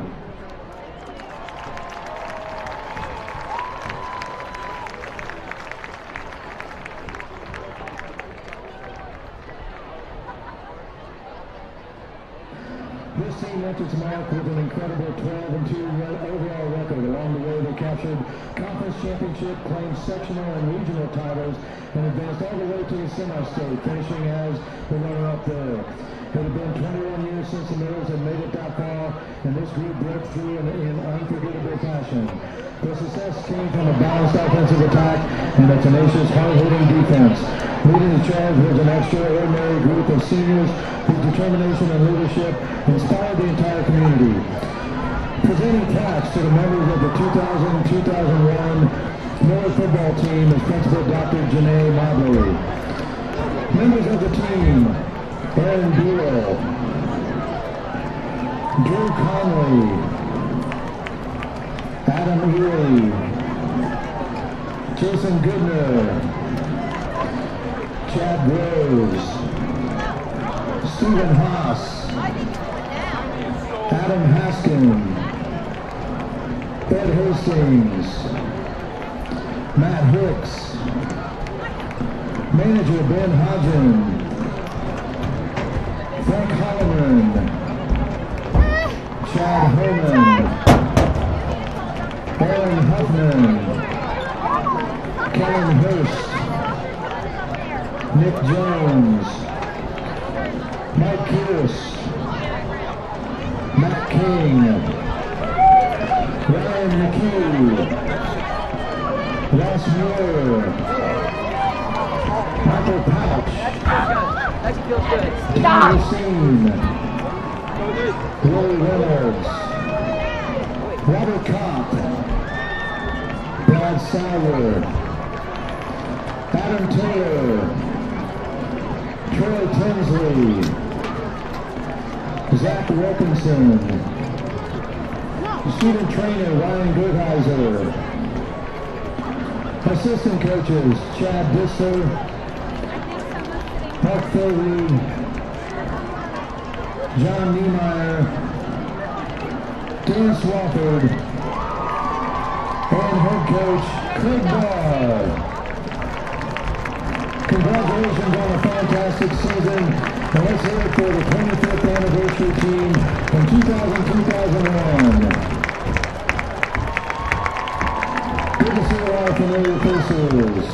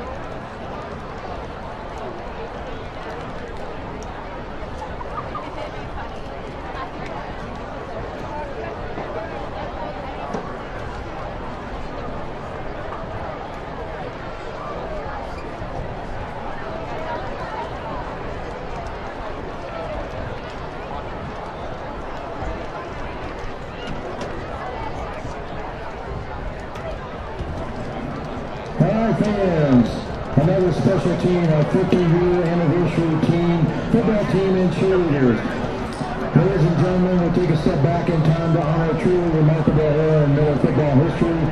Please join us in welcoming back the 75-76 Noblesville Miller football team and cheerleaders celebrating their 50th anniversary.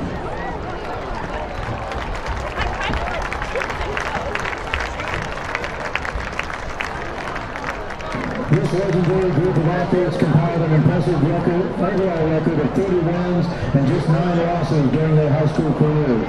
In their junior year, the Millers stormed through the season 9-1, and in their senior year finished 8-2, capturing the conference championship. The identity is clear and their formula for success is simple. They relentless defense and a powerful running game.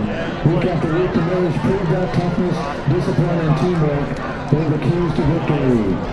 Presenting plaques to the members of the 1975-76 football Millers and cheerleaders is Principal Dr. Janae Noblesville.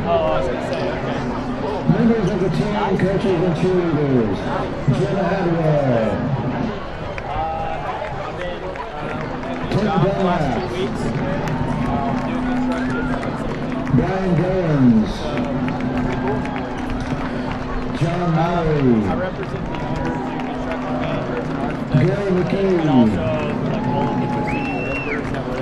Tom Stark, Russ Swank,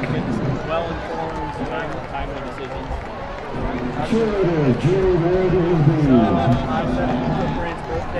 and Teddy Tedway Mary. And coach, staying out there, John Niemeyer was here for the 75-76 season as well. Miller fans, the 1975-76 Noblesville Millers, congratulations and welcome back to homecoming.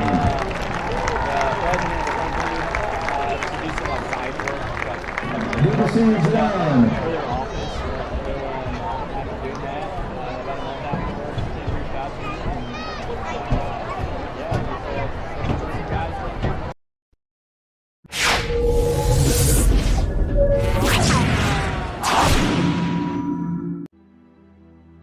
Superheroes come in all shapes and sizes. They don't always meet in an underground fortress.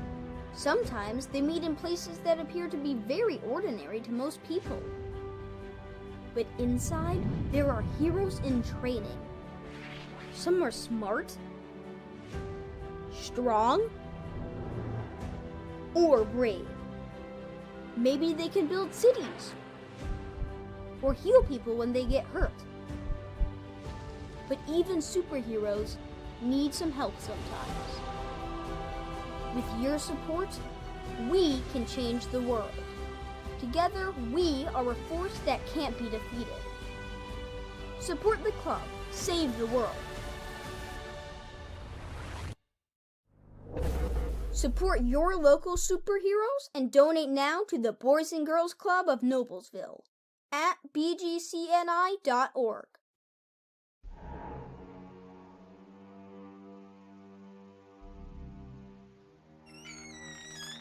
Can I help you? Yeah, I'm looking for Logan Street signs and banners. You found us. But this ain't Logan Street. This is South 10th. We moved 22 years ago. Well, how come you didn't change the name? That would have just confused people. Well, actually, South 10th is Allisonville, if you're from Fishers. Well, before that it was 37A, and before that it was State Road 37. So you're telling me that Logan Street signs and banners isn't on Logan Street anymore. It's actually on South 10th. That's Allisonville and Fishers. And before that, it was 37A and 37? So you got that straight? Logan Street signs and banners conveniently not located on Logan Street, but rather South 10th Street in Noblesville. Exactly. If you've ever watched a loved one being treated for cancer, you know the feeling. There's nothing you wouldn't do to make them well. At Community Health Network MD Anderson Cancer Center, we get it. That's why we bring a multidisciplinary approach to care teams. We've got a lot of people who know how to treat your specific type of cancer. There's no reason they shouldn't all be working together. and one really good reason why they should. Initial consultations are available in just 4 And Reese Resner, escorted by Bill and Vicky Fisher.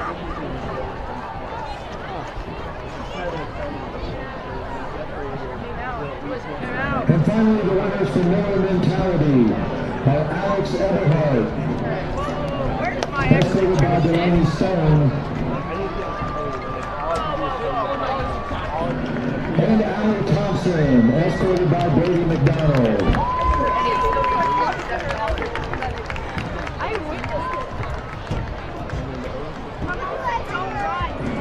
Fans, how about a great hand for our 2025 Noblesville High School Homecoming Court. Congratulations and thank you for serving.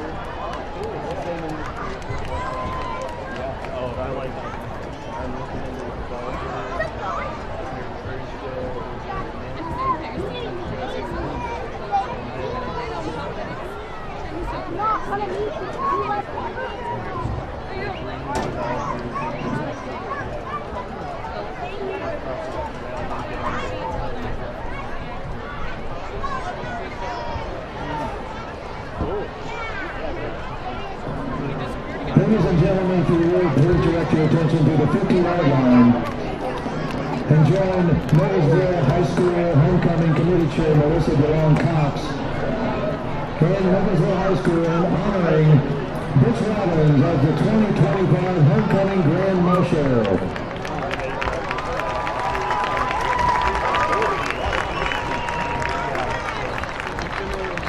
This is one of those occasions tonight where a great friend of mine and a great friend of NHS, Butch Robbins, is honored as our 2025 Grand Marshal. Butch has served Noblesville schools for almost 30 years. He began his teaching career at NHS in 1986, teaching government, journalism, and basic law for 34 years. Alongside his time in the classroom, Butch spent 18 years as a yearbook advisor and 10 years as a newspaper advisor. Nearly 4 decades later, NHS remains the only school that Butch has taught at in America.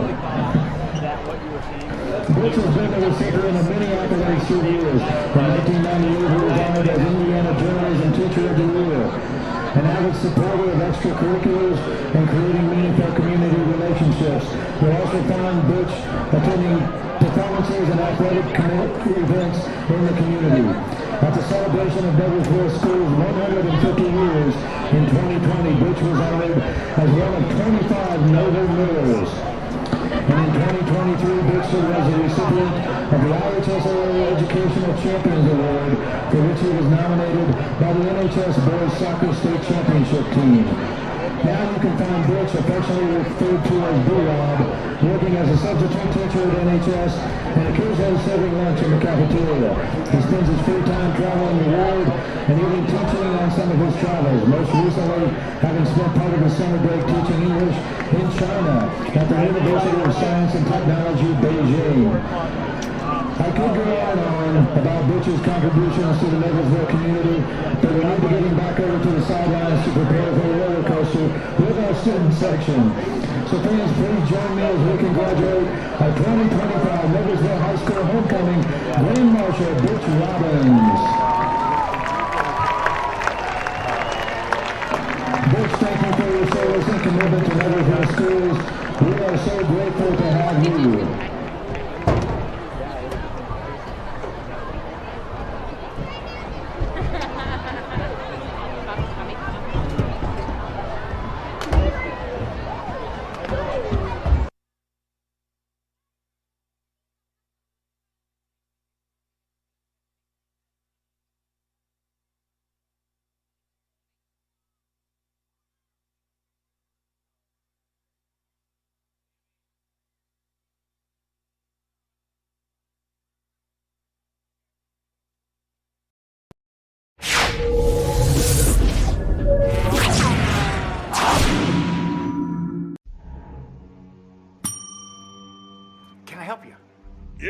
to order a hamburger, fries, salt, maybe a large vanilla shake. This is a trophy shop, can't you tell? You got carry out? Everything that you need, we have here at the shop. Very unique. You order today, carry out tonight. That's our version of carry out. All right, I'll take one of everything. Oh, that may take a little longer. We'll have it for you tomorrow night. I'll be back tomorrow to pick it up. We'll be waiting for you.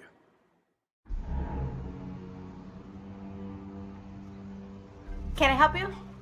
Yeah. I'm looking for Logan Street signs and banners. You found us. But this ain't Logan Street.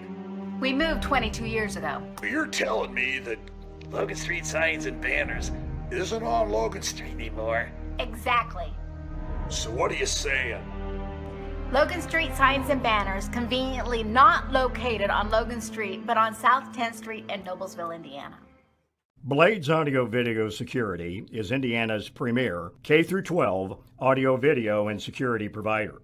Blades is a design-built firm that provides high-quality solutions that are designed, engineered, installed, and warranted by our team of experts. For 18 years, we've helped schools and local businesses see and hear more clearly. Whether it's your sound system, your displays, your network, or your building security, ask how our experienced team can serve you. It's a fine grind, clearing out my cash line, speeding up my RAM time, coordinated light lines. If you need to move, I recommend computers. They can make you groove like I bet you never knew.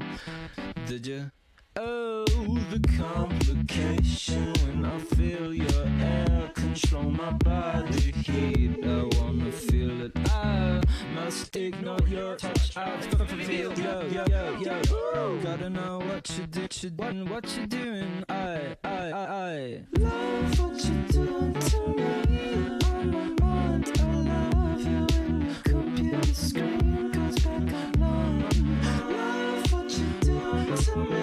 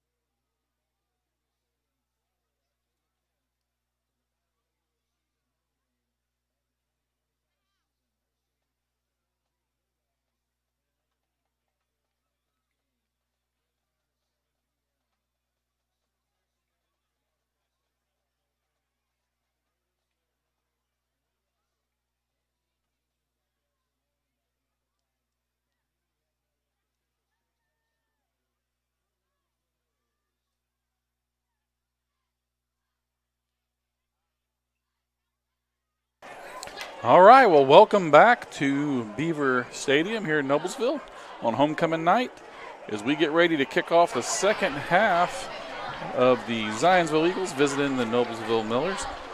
Tight game today. I'm joined in the booth again by Wyatt Blades, no relation, and Perry Williams is coming back in here.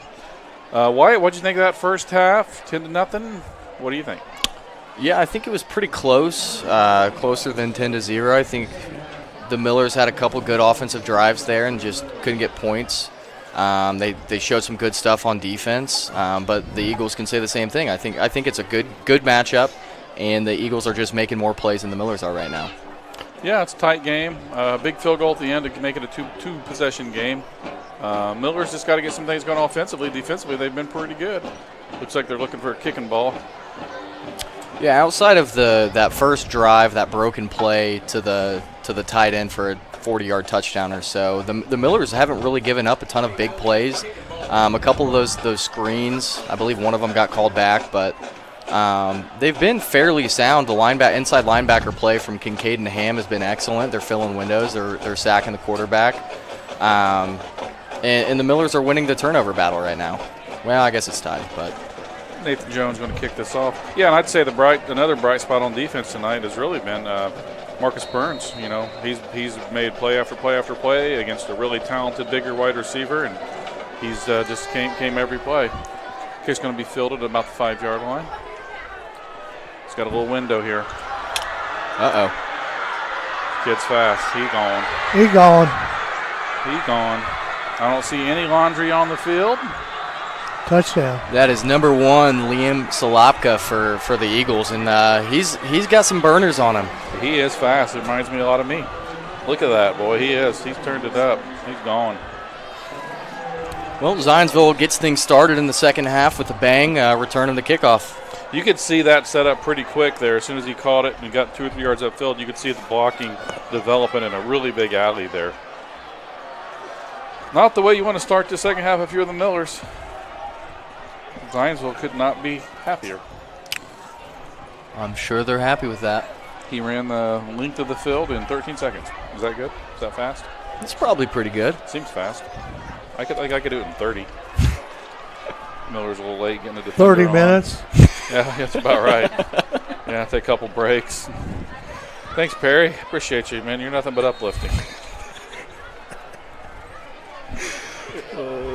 Number 41, Kevin Hinkle holding for the extra point. He would never say that to us, would no, Sean, no. He's kind, never jokes. Nothing very serious guy. Yeah. Kick is good. Splits the uprights. Flag on the play. What do we got here? Right around the holder. Illegal holding is a call. I don't know what it was. They're dropping it at the line of scrimmage. I'm going to guess some sort of leverage or leaping or make contact with the center. We may never know, but they're all meeting. They're talking about it. White hat's coming over. Unsportsmanlike defense. Wow. I bet you the Millers made contact with the center is my prediction. Yep, I believe that is an unsportsmanlike conduct. Yeah. Which, as we've learned from Chris Sorrells, a legendary rules expert, he identified himself, that is a post-play foul. So that means that they should be kicking off from around the 50, if not the 45-yard line. Now, if I'm a coach, I've always thought this. When you get like a personal foul and you're kicking off from midfield, I'm onside kicking it every time. Yeah, I mean, you're looking at giving them the ball on the, depending where they spot this. I mean, if it's a 10 or a 15, if it's a 15-yard penalty, they're kicking off from the 45. From the Miller 45 and giving them the ball at the 35. Yeah, that's not. I would onside kick this every single time. Absolutely. If you just boot it, they're going to take the ball over on the 20. Yeah. I would think Turnquist would think that way. I mean, this is an automatic onside kick, right? Onside it or try to bloop something that you can get to around the 20.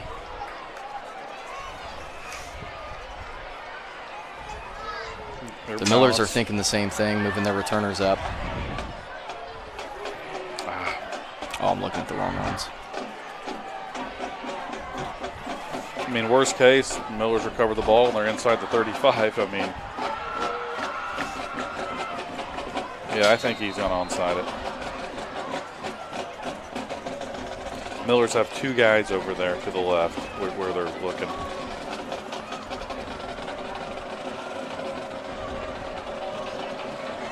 That surprises me. We're wrong. Kicks it deep into the end zone. That'll be a touchback. Millers will take over on the 20-yard line. I mean, you got a 10-yard risk there. Call me crazy. That's why I coach Pee Wee football. How about some scores around the Hoosier Crossroad Conference? Avon 21, Franklin Central 10. Hamilton Southeastern at halftime against Westfield. Southeastern 7, Westfield 6. Brownsburg 28, Fisher 7. That's a halftime score. Sounds like we've got some good games in the HCC tonight. Yeah, I mean, I Coach Kelly from HSC, I avoided calling him all week because I didn't want to get yelled at, but he's got to be pretty happy coming in there, the freshman quarterback up on Westfield at halftime. Got to play 2 halves, though, right? Hutchins in, a little jet motion. Ethan Clark, sophomore, has nothing there. You know, as a coach, that's what you want in your dream scenario. You can see they get the jet. He gets one-on-one. You want your fast, quick athletes one-on-one outside there, and you just got to beat him. And he gets one-on-one here and just can't really do much with it. And they left the corner, number 4, Bryce Meyer, for the Eagles. They left him unblocked, and he just stayed home and came up and filled a window.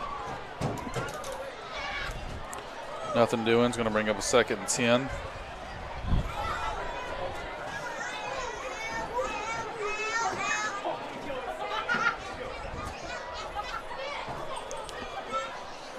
Hutchins back again, trying to. Picked off, number 3 for the Eagles. He's going to go all the way.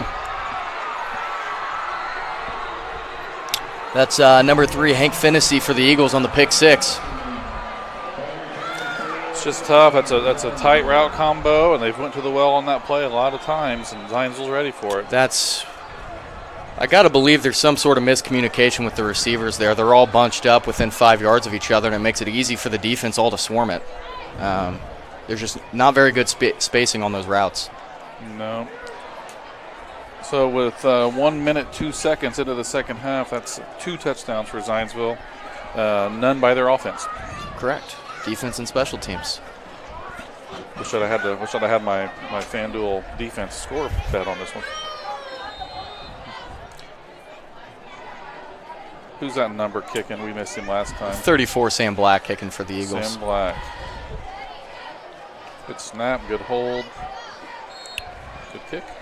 Kick is good. That'll make it 24 Eagles, 0 for the Millers. Celebrating over 30 years, Logan Street Signs and Banners specialize in that last-minute signage and banners, serving Noblesville and Hamilton County since 1992. You can contact them at 317-773-7200.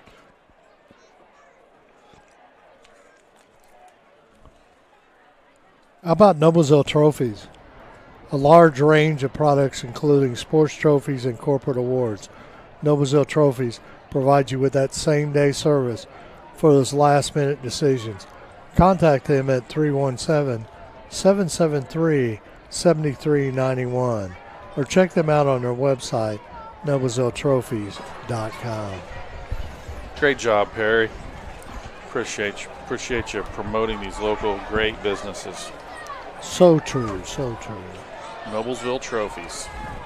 Maybe hitting you up for a trophy here, Jim. I got a potential golf outing, not the one with you, White. I'm going to burn you in, but I got another one coming up I may need to get a trophy for. I usually only buy the trophy if I win. Then I'll get it and say, well, I had it the whole time it was on back order. Yeah, I found out this year, March Madness, the family tournament, there wasn't a trophy, but there was last year. That's because I won this year. You won this year? Yeah. Do you want a trophy? Do you need a trophy, buddy? I do need a trophy. You've never won one, I don't think, in anything. All right, Zionsville's going to kick this one off from the 40. So I take back everything I said about the onside kick. They knew what they were doing. Cody Prater, Ethan Clark back deep. It's going to be Prater. Going to be filled about the 4-yard line. It's got good blocking. Prater with a nice return up to the 35. Yeah, Miller's going to take over on their own 35. Great field position. See if they can't get something going on offense here. Been an unfortunate start to the second half, giving up a kick six and then getting the ball and throwing a pick six. I can see what you did there. Yeah, thank you. A quick pick six. Carmel's up on Columbus North 35-0 at the half. I bet when Columbus North got that game last year, they're like, all right, this might not be so bad. And then they went, what the heck happened to Carmel? Single setback. I think that's Luke Heil going off the left side. There's not a lot there. I think there's a ball on the ball ground. may have been loose there. No gain on the play. Just not much room to run there. You can see that Zionsville's doing a wonderful job. Their second level guys are just really really attacking the run, and just too many guys to block. The Miller offensive line, they're moving bodies, but in the second level, they're not moving them long enough. They're just not able to hang on to those blocks long enough for the running back to get some yards. Well, Zionsville's not fearing the pass, so they're just really coming downhill, playing the run. And you know, go back to what Coach Wimmer used to say, he passes for one reason, so he can run. You've got to loosen up the defense a little bit. Got to be a delay game there. Yeah, they'll bring the Millers back and make it second and about 15 or 14 or so.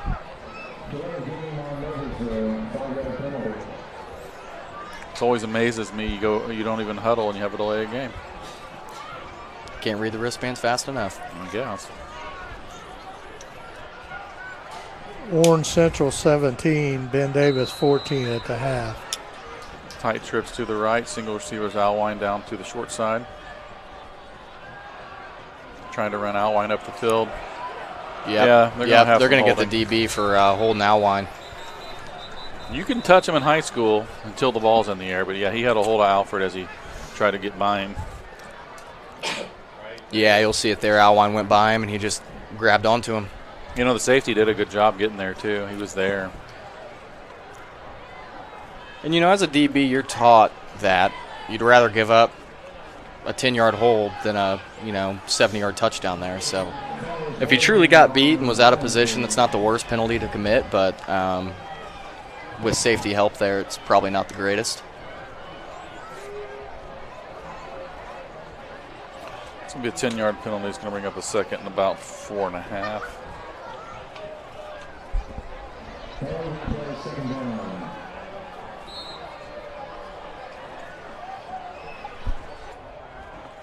Hutchins back in shotgun. Luke Hall on the pistol directly behind him. Two receivers to each side. Hutchins going to throw the ball again. Good pass protection this time. Hutchins has to scramble, picks up a couple. Yeah, got a small positive gain there. Going to bring up third and about 3 for the Millers on their own 42-yard line. Didn't look like he had much open downfield, so he probably made the smart move and just tucking the ball and getting what he can. You get a little gun shy after a pick six. I know one time in high school we were playing out in I think it's called Hobart or somewhere out in Hinton in western Oklahoma, and I think I threw 3 picks in a row. Same play. Couldn't see. I just kept throwing at the same guy, and they just I'm stupid. But it's frustrating. Nope. Blitz is on. Good job by Hutchins getting out of the way, the first guy, but yeah, they're just Zionsville's bringing the house. Well, they can now. Yeah. They're up 24-0. Yeah. I mean, they brought they got 5. to lose. They brought 5. Hutchins a little shaken up here. Yeah. Hutchins did a really nice job avoiding the first guy, but just wasn't much room to move. He's all right, walks it off. Tough kid.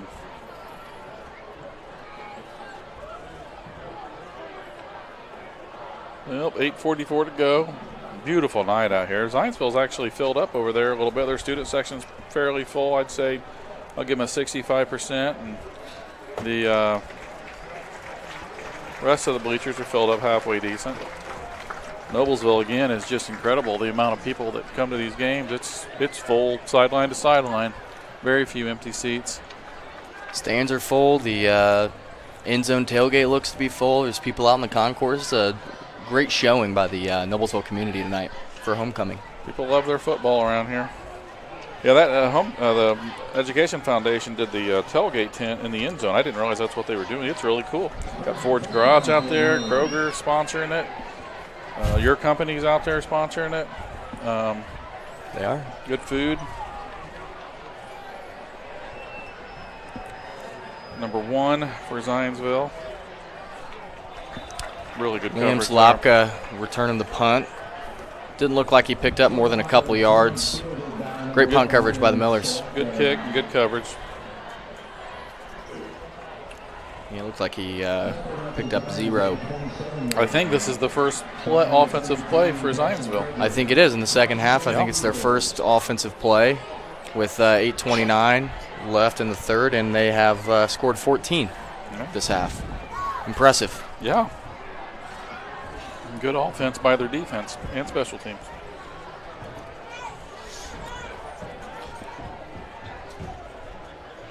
Looks like they're going to come out, spreading it out with trips to the bottom of the field here, a tight end up top, and a pistol formation in the backfield. Is that still Showalter and Brown back there? I believe it is. Yeah, I look for run Harney on a wheel route here. They're going to just run him a little bubble screen. Bubble screen. Good blocking downfield. Very good blocking downfield. Yeah. They're going to call holding. Yes, they are. Number 13, Theo Schott, tight end for the Eagles, takes it all the way, but I believe they're going to get a hold down low. Is that number 2 for the Eagles? Nick Hoggs holding Marcus Burns. Boy, I was watching. It looked pretty solid to me, but I think he may have just gotten his hands outside on the shoulder pads a little bit. And a referee sees that. It makes it easier to call than if your hands are inside on the breastplate of the pads. I think the hold took place probably 10 or 12 yards downfield, so if it's a spot foul, you're probably going to see a first and maybe 8. Or are they just going to back them up 10?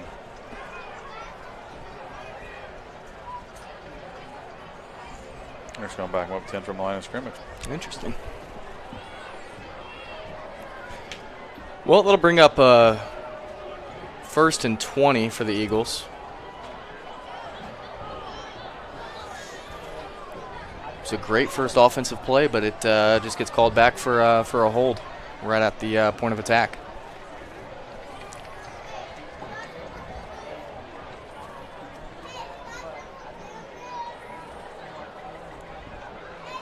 Officials appear to be discussing something.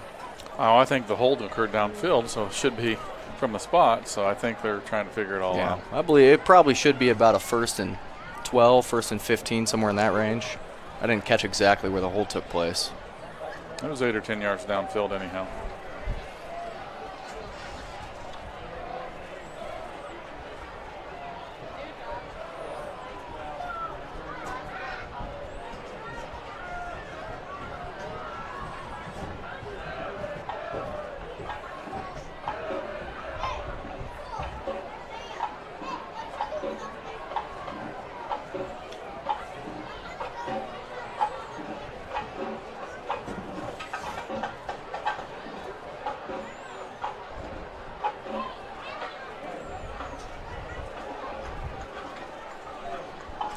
Okay, so it looks like it will be a spot foul on the hold. Bring up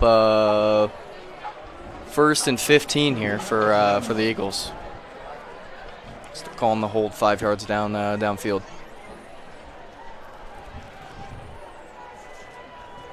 Well, the officials got it right. Or close enough to right, I guess. All right, here we go. 15. 2x2, pistol backfield. Gonna run the ball. We've seen that motion. We've seen the ball ran just about every time we see that little adjustment by the H-back. The Millers may have gotten away with an offsides there. I think so, too. Defensive tackle looked like he may have been across the line of scrimmage. I think you're right. Metzler always has them back up a substantial amount, though. I guess they got a little wiggle room there.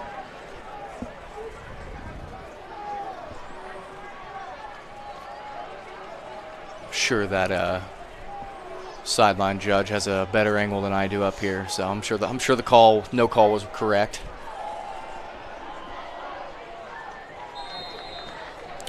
Pass intended for number 7 of the Eagles, Max Metler. Looked like Showalter may have had him there, and he just kind of slowed down on his route. I think quarterback and receiver just weren't on the same page. Yeah, it looks like Showalter threw that kind of off his back foot as well. Young quarterback, probably. I'm guessing he isn't. It looks like he's not on the number 1 on the depth chart, so he's filling in from the best I can tell. Of course, that was last year's depth chart, so I don't know. This might be their main quarterback. But yeah, he was kind of falling back a little there. Trips to the left.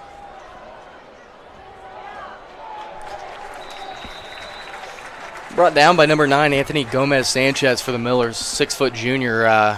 Did a nice job staying home and crashing down on the quarterback scrambling there. Good defensive stand by the Millers. Surprised Zionsville hasn't went back to that screen. They've worked for him twice this game pretty well, and I was kind of expecting it there again. Ethan Clark, back deep for the Millers, receive this punt.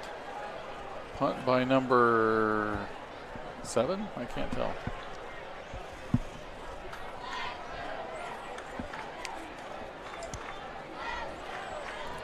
It would be a whole lot easier if they would just turn and point at their number for us. Yeah. Yeah. What's wrong with these guys?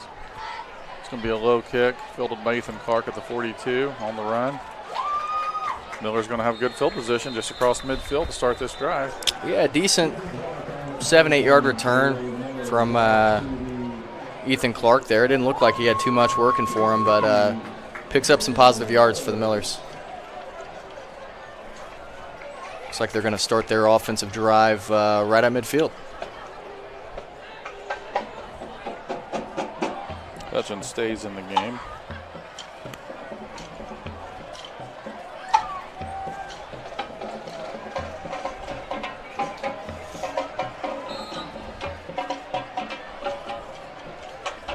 Ethan Clark and Noah Schinkel on the backfield alongside Hutchins. Zionsville with a late shift. Oh. Ooh. Big hit by number 9 for the Eagles. It's Brody Aishleman. Did a nice job of just riding down the line and making a play on the run for a gain of nothing. That's a big hit.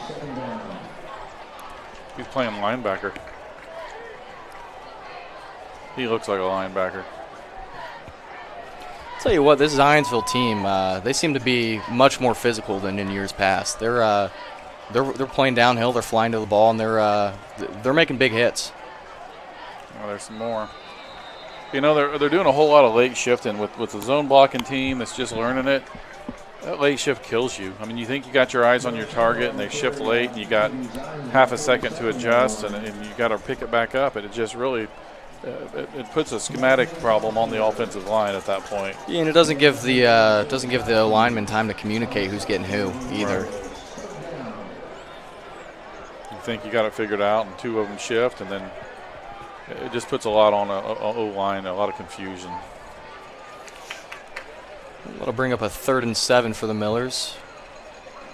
They're in plus territory here. You got a timeout. Take a timeout. Yep. 5:11 left in third quarter. Zionsville 24, Noblesville 0. Gaylord Electric is the highest performing contractor of excellence. Since 1984, Gaylord Electric's success continues to be built upon the cornerstone of reliable resources, reliable outcomes. Insights fueled by the genuine care for people. Gaylord Electric, along with Chuck Goodrich, President and CEO, are proud sponsors of Hamilton County sports. Community Health Network walk-in clinics for sports injuries is open Monday through Friday from 8 to 10. Sports medicine orthopedic physicians are on site to treat everything from strains to sprains to fractures or joint injuries. Visit ecommunity.com/sports for more information. All right, Hutchins comes back out. Millers are looking at a 3rd and about 7. Moving some guys around. They're stacking Cody Prater right on Alwine. Now they're bringing him back across in motion. Got a naked boot Moody. Wow. It's a dangerous pass, but he throws a strike to number 8, Dowline for the Millers. Big first down pickup. I thought he was going to come to Moody. You'll see Moody, the big tight end, number 6, was right behind Alwine. Oh, yeah, wide dragging open. across. Yeah, he was wide open, but Alwine's a weapon. I'd throw the ball to him a little more often, see what he can do. And that play worked out, but I think that shows you the struggles of the pass game of this offense in grouping receivers right next to each other. Yeah, they were still 3 yards apart.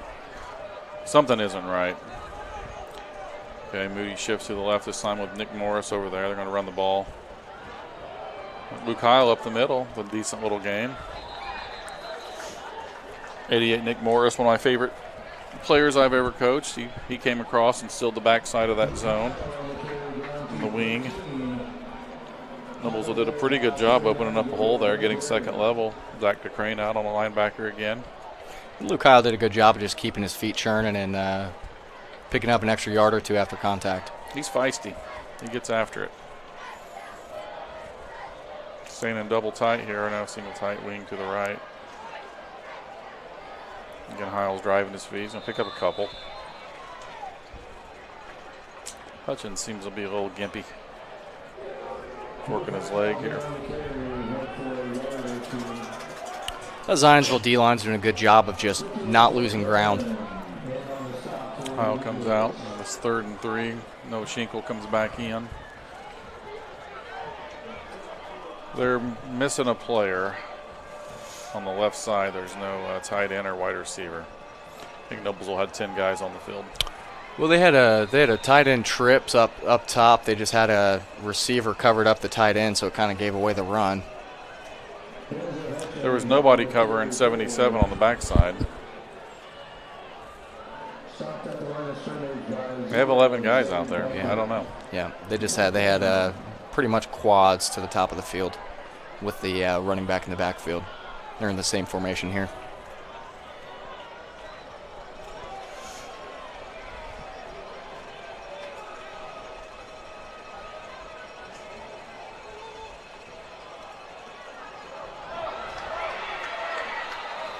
Nicky Morris on the reception. Hutchins hit as he threw the ball. It's going to be 4th and about 1. I believe that was 4th down, so they're going to turn it over to the Eagles here. I lost track of that. Yep. Went for it on 4th and 4. My bad. I was looking over there and thought it was still 3rd down. I can't count.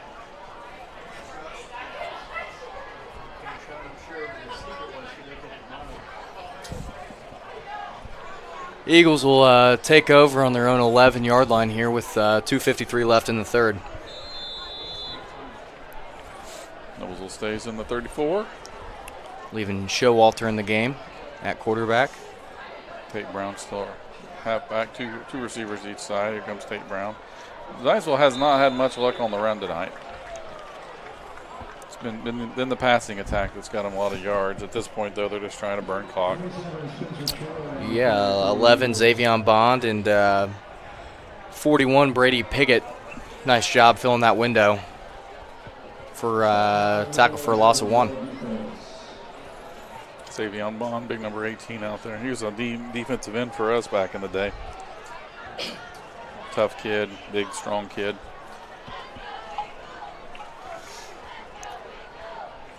Three receivers to the left side. Showalter's looking backside to the one-on-one. He's got a man. 6 had a step, Micah Morris. Looks like Marcus Burns is slow to get up over here. That's not good. You certainly don't want to see that, especially after the game Marcus Burns has had. 2 huge pass breakups for the Millers in crucial moments. One in the end zone to save a touchdown, and the other one to force a punt. I think they're notifying the trainers. We got Ben Howery, 32, in to replace Marcus right now. He's got a cramp. I think he's got a cramp. Oh, great play by 9.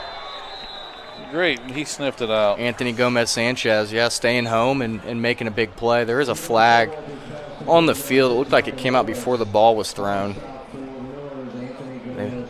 They may get the Eagles for illegal contact, blocking while the ball was in the air.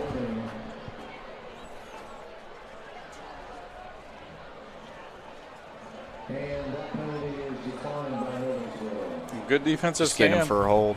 I mean, honestly, the defense has played really well tonight. They've given up 1 touchdown, and then they gave up a field goal when Zionsville took the ball over and, practically in the red zone. Noblesville's defense has been fine tonight. Yeah, they had that broken coverage early in the game, and that's really been it.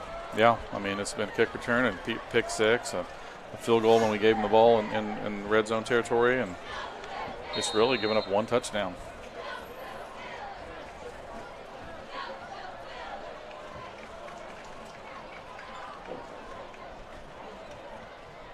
Good kick there. Real fair good. Catch called good for. Good fair catch. Yeah. Miller's going to take over right at midfield. So 1:55 left in the third quarter. Millers will take over down 24-0. Hamilton County Sports Authority is celebrating 20 years of fielding champions, from hosting local tournaments to regional, national, and international events for amateur and professional athletes. Hamilton County is the center of sports. The Hamilton County Sports Authority is your local sales team, ready to evaluate your next event in Hamilton County, Indiana. HamiltonCountySports.com.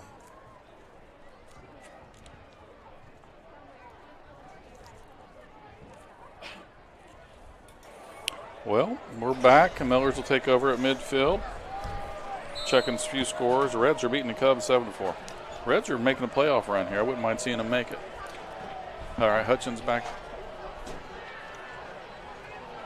Yeah, see, that's, again. Yeah, Hutchins took a Hutchins real took a big shot hit there.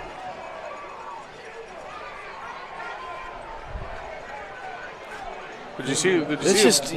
It's that same issue we've been seeing all night. It's a spacing issue with the route combinations. I don't know if it's the way the play's drawn. I would assume it's just confusion with the receivers, but there's no spacing, so nobody's open. You have 2 receivers within a couple yards of each other, and it makes it easy for the defense. You can cover 2 guys with 1, and then you have somebody shooting up the alley. Yeah, I'm like you said. I'm sure that's not designed that way. It's just reps, live reps of when you get rerouted, you get bumps. You still have to keep that spacing, and they're not doing a good job of that. Hutchins doesn't have a lot to work with. And Zionsville is the Zionsville defense is certainly punishing him for those route combinations. He's having to hold on to the ball and scramble, and he's just taking shots. He's really holding himself hurting out there. It might not be a bad idea to give that kid a little break right now. He's struggling. He's tough. Yeah, I mean, as tough as he is, he's taken several big shots tonight. Yeah, One right there. That was huge. Alwine comes out of the game.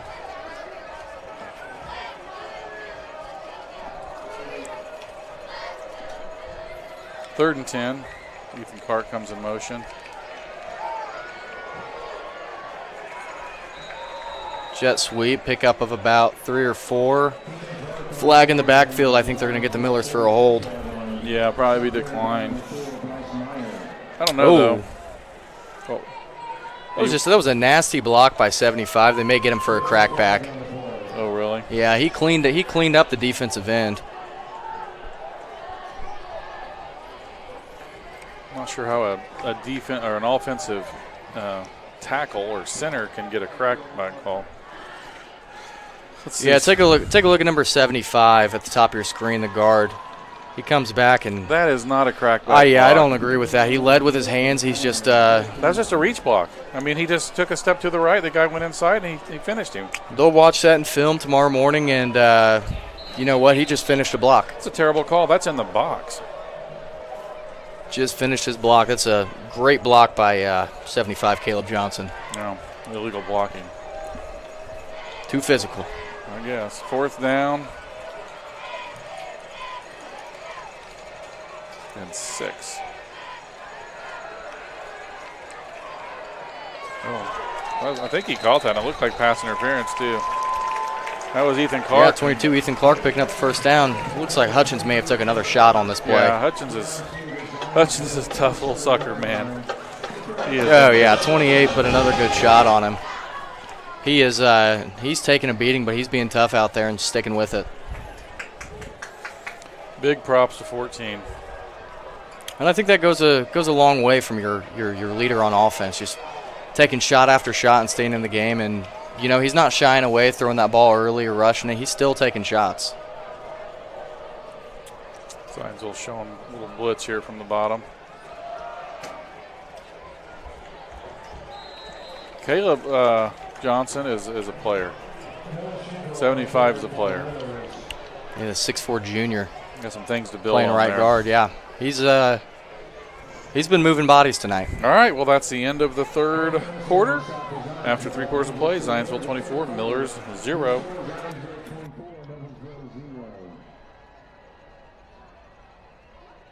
Blades Audio Video Security is Indiana's premier K-12 audio, video, and security provider. Blades is a design-built firm that provides high-quality solutions that are designed, engineered, installed, and warranted by our team of experts. For 18 years, we've helped schools and local businesses see and hear more clearly. Whether it's your sound system, your displays, your network, or your building security, ask how our experienced team can serve you. All right, we're back at Beaver Stadium. Going into the fourth quarter here on homecoming night. The Millers are driving. They've got a second and about 7 from their own 34. Down 24-0. Zionsville's defense has been clearly the more physical, aggressive defense this evening. Although the Millers' defense, like as we discussed, has been really good. Only really giving up 1 touchdown drive. We've seen special teams. We've seen defensive touchdowns for Zionsville. It's been a very good defensive battle. Just Zionsville's been able to do a little bit more offensively. Millers come out in a direct snap situation here on single wing on 2nd and 7 game. I think they lose a yard. I think they need to mix that up a little bit. Both times they've ran that, it's just a direct snap and running right at the 6 hole there. So Zionsville sniffed that one out and get a loss of 1 out of it. They're staying in single wing with Noah Schinkel. They're moving Big Bransom over, so they're going to go a little unbalanced action here. Sort of. They're really not. You're right. There they go the other way. Got a late flag coming in. It's going to be a hold or a face mask.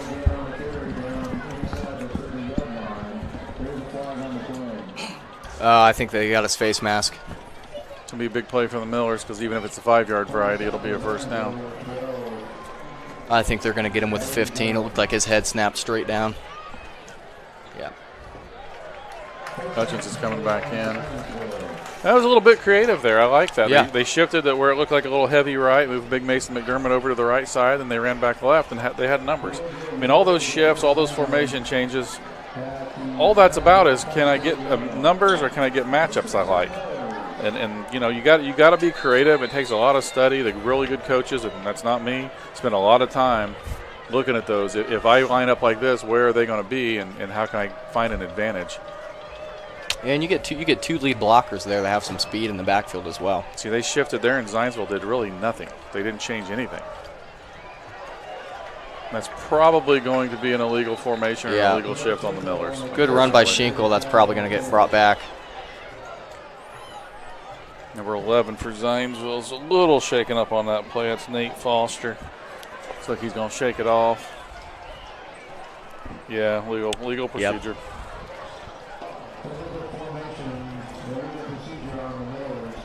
They shifted, and I don't think they got set whenever Noblesville snapped the ball is my guess. It seemed like it was pretty quick. It'll bring up a 1st and 15 for the Millers. Yeah, 2nd and 5 looked a lot better. Yes, it did. Clock's 10:59 in the fourth quarter. Millers stay in that heavy right formation with no split end or tight end to the left. Yeah, they're just trying to get some numbers, but not much doing. Maybe gain of 1. They're running heavy to the boundary there. I'm wondering if the spacing's just not right. Just a lot of traffic there to try, a lot of bodies to move.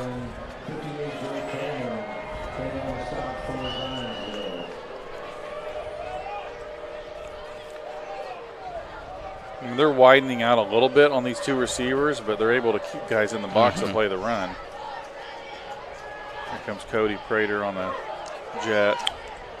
They give it to him, picks up about 4 or 5.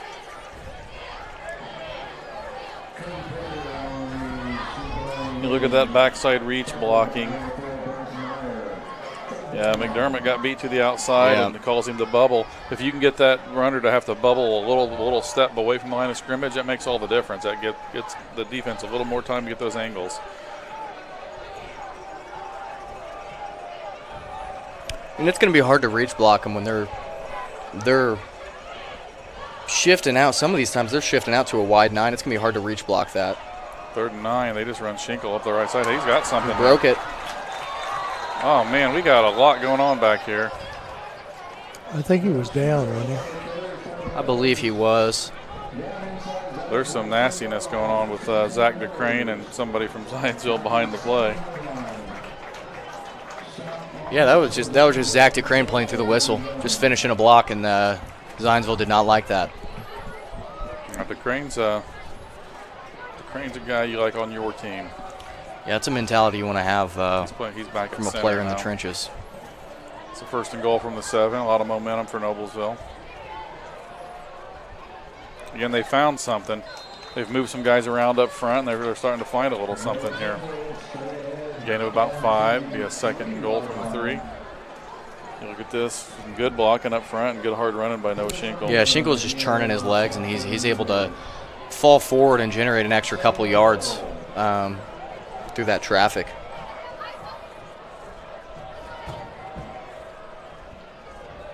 Go right back to it. Whoa. Yeah, they're going to penalize Zionsville there. Kind of gave Cody Prater a little somersault there after the play. Where it is, you aren't going to get much of. But it's a game of inches. They're trying to rationalize this one. What did you see? Here's what I saw. Won't be surprised if they... I believe a personal foul will give the Millers a 1st down now. It's a personal foul automatic 1st down in high school? It is a personal foul. Yeah. Has a dead ball penalty, personal foul on Zionsville. I mean, it's literally about a 1-yard penalty. 2 personal fouls. No, it is not an automatic 1st down. It'll be 3rd and goal from the half-yard line. This is Schinkel again.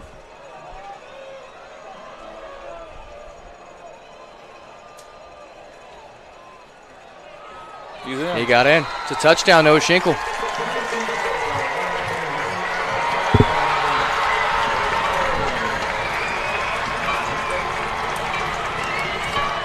It's a good drive for the Millers there. It was a very good drive. That's something to build on in film and take into next week. And you can, I'm sure you can hear it in our microphones. It gave the large homecoming crowd something to see. They're excited about that. Yeah, I think they're really excited about the light show that went on there. That is pretty cool. I thought we blew a breaker for a second. I forgot that happened. So no. Ethan Clark on the hold. Lytle will kick it. Good snap, good hold. Kicks up. Looks like he drilled good it. Kick. Well, there you go. With 8:48 left in the 1st half, you got Zionsville 24, Millers 7. Hey, Coach. Coach Simmons in the booth. Well, that was a good drive for the Millers. Way to recover and way to put something together. Pull this game back within 17 points, and there's still plenty of time. Before we read another commercial, Wyatt, Sean, what did the Noblesville Millers adjust there inside that 20, 25-yard line that give them that extra surge of changing blocking, or what did the Millers do? What I saw is they were bringing Moody and Noah Morris tight end. They were shifting them from the weak side to the strong side behind Caleb Johnson at right tackle, who was playing center. Now he's at right tackle. DeCrane was at guard. Now he's at center. They made some moves there, and they were really able to just hit them in those inside gaps. I think they found some matchups that they liked, and they weren't pulling anybody. They were just running straight downhill. And okay, thank you. That's the only thing I saw. Yeah, and Zionsville's D-line stopped shifting. You saw once the D-line stopped shifting pre-snap, Noblesville started moving the ball. So I don't know if that's an adjustment Zionsville will make if the Millers get the ball back here, but they stopped shifting, and Noblesville found some matchups they liked, and it allowed them to get some yards on the ground. Here comes an onside kick. Hey, Jones. Oh, good kick, good kick. Oh, that's a good one. Good kick. Went out of bounds. Was it touched? There's no flag. So somebody from Zionsville might have touched that. That was a fantastic onside kick by Nathan Jones of the Millers. Yeah, he touched it. Yeah, 85 touched it. Ooh, dodged the bullet there. Lucky. Zionsville will take over now at the 49-yard line. You're right. Noblesville's got a little something to build on. Zionsville would like to put together a big drive. I mean, they're going to know in film session that, yeah, you're up 17, but all offense you've scored 1 touchdown, and they have moved the ball quite a bit. They just got to finish drives. They've really had a lot of success in the air. Not a lot of rushing yards at all. And most of their good pass yards has been on scrambles when Showalter's able to scramble around a little bit. Noblesville kind of loses coverage. Yeah, I think that says something to how these inside backers in Noblesville are playing in Kincaid and Ham. They're just flying downhill and they're shedding blocks. And good play by Howry. Yeah, it was. Filling in for Marcus Burns and gets a pass break up pretty quickly there. Yeah, I'm looking at Burns down there on the bench, kind of rubbing his leg out a little bit. I'm disappointed. I thought for sure he's going to get that new car tonight. Maybe it's not over yet. Yeah, go tell him what's going on here. Maybe he'll rise up. Well, we'll be back for the Brownsburg game, so we apologize, Mr. Burns, but we will also be offering your son the same deal. Yeah, I think so. No cost to us, of course.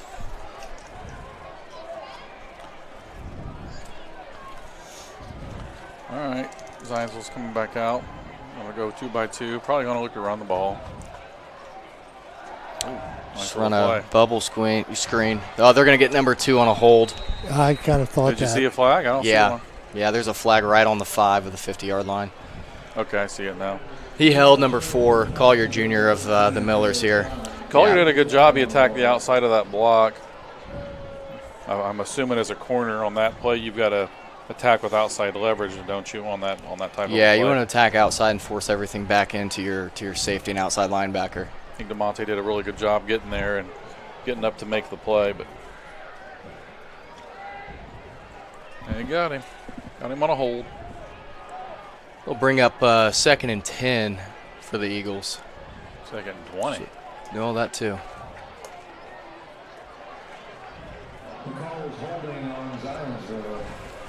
Zionsville's offense is they're getting penalized pretty heavily. Anytime they have a big play, it seems like they're holding or something to bring their big plays back. Yeah, there's several that they've lost.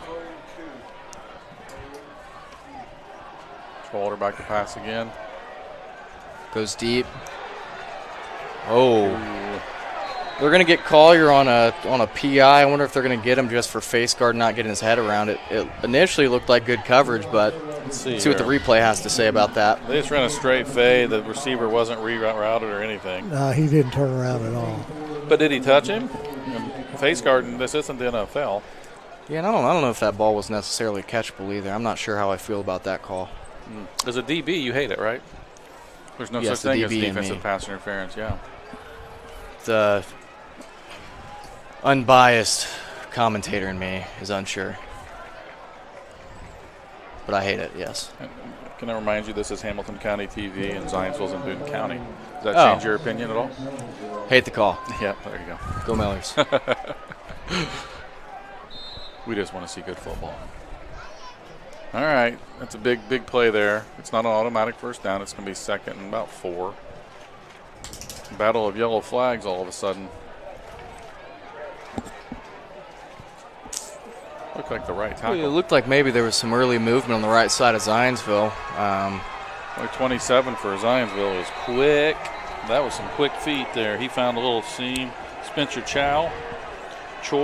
So yeah, Spencer Choi, 5'6", 166-pound running back, found a hole and had a Nice move at the end there to pick up an extra few yards, and that's a huge gain for the Eagles, bringing up first down. Well, that kid's got some quick feet.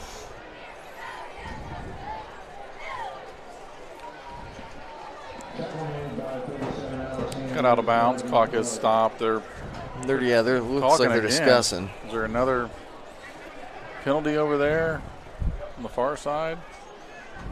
I don't see anything, but I wouldn't be shocked if I saw another penalty in this game. I think the officials just get tired and make up stuff to have breaks. I don't know. Give us something to talk about up here. They're walking something off. They're walking another 10 yards, 15 yards off, or half. They're walking off half the distance. Personal foul. Noblesville. Personal foul. I don't know if it was a late hit or if there was some extracurriculars after the play. Let's see this as he runs out of bounds. Yeah, there must have been some extracurricular activity there. I didn't see it though, but didn't see anything there. But we weren't down there either, so. Man, you just can't be physical and mean in football anymore. All right, 1st and goal at the 9. Crowd's starting to thin out a little bit. Play action pass. Showalter rolls out and Smart move. Smartly throws it away. Didn't have much to work with there.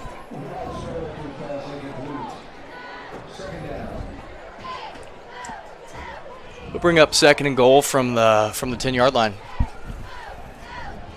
Showalter. I'm telling you guys, look up the Matthew Showalter video from Arkansas High School. It's like at the end of the game, the other team's getting ready to win. Somehow there's a fumble, and this kid named Matthew Showalter scoops it and runs 99 yards, and these two big old Arkansas Hill Jacks are calling it, and it is the funniest thing you've ever heard. Look it up, Google it, YouTube it, whatever. Where do you guys go for things? YouTube? Sure. Oh, big hole there. What a hole. Is that Chow again? Yeah, well, Choi, number 27, Spencer Choi for the Eagles. Man. He popped that hole quick. Yeah. He hits the hole in a hurry. He is. Look at that. Yeah, and he's only a sophomore. I think the Zionsville's got something to look forward to the next 2 years with Choi back there. Wow, he's quick.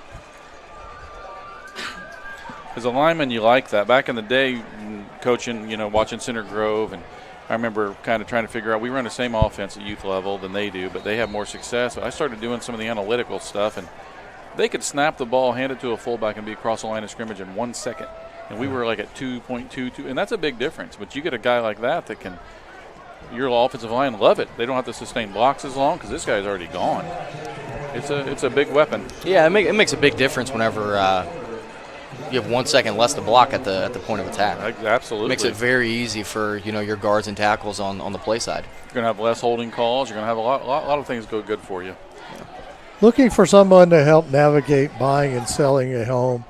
Let Sarah Cleverly help find a home of your dreams. Clev has been a resident of Noblesville for almost 40 years, a Noblesville graduate, and an invested member in the community.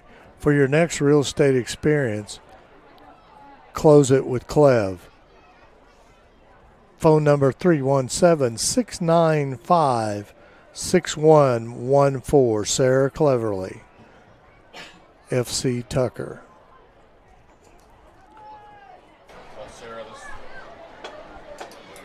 Saw Sarah down at the tent with Brian Cleverly, eating Ford's garage before the game. A couple of big Noblesville Athletic supporters. Guys, update on some scoring here. Avon 28, Franklin Central 10, their late third quarter. Westfield Southeastern in the fourth quarter, it's 14-14. Uh-oh. It's a dog fight there. Got ourselves a barn burner. Brownsburg 42, Fishers 14 in the fourth quarter. I think Brownsburg's for real, guys.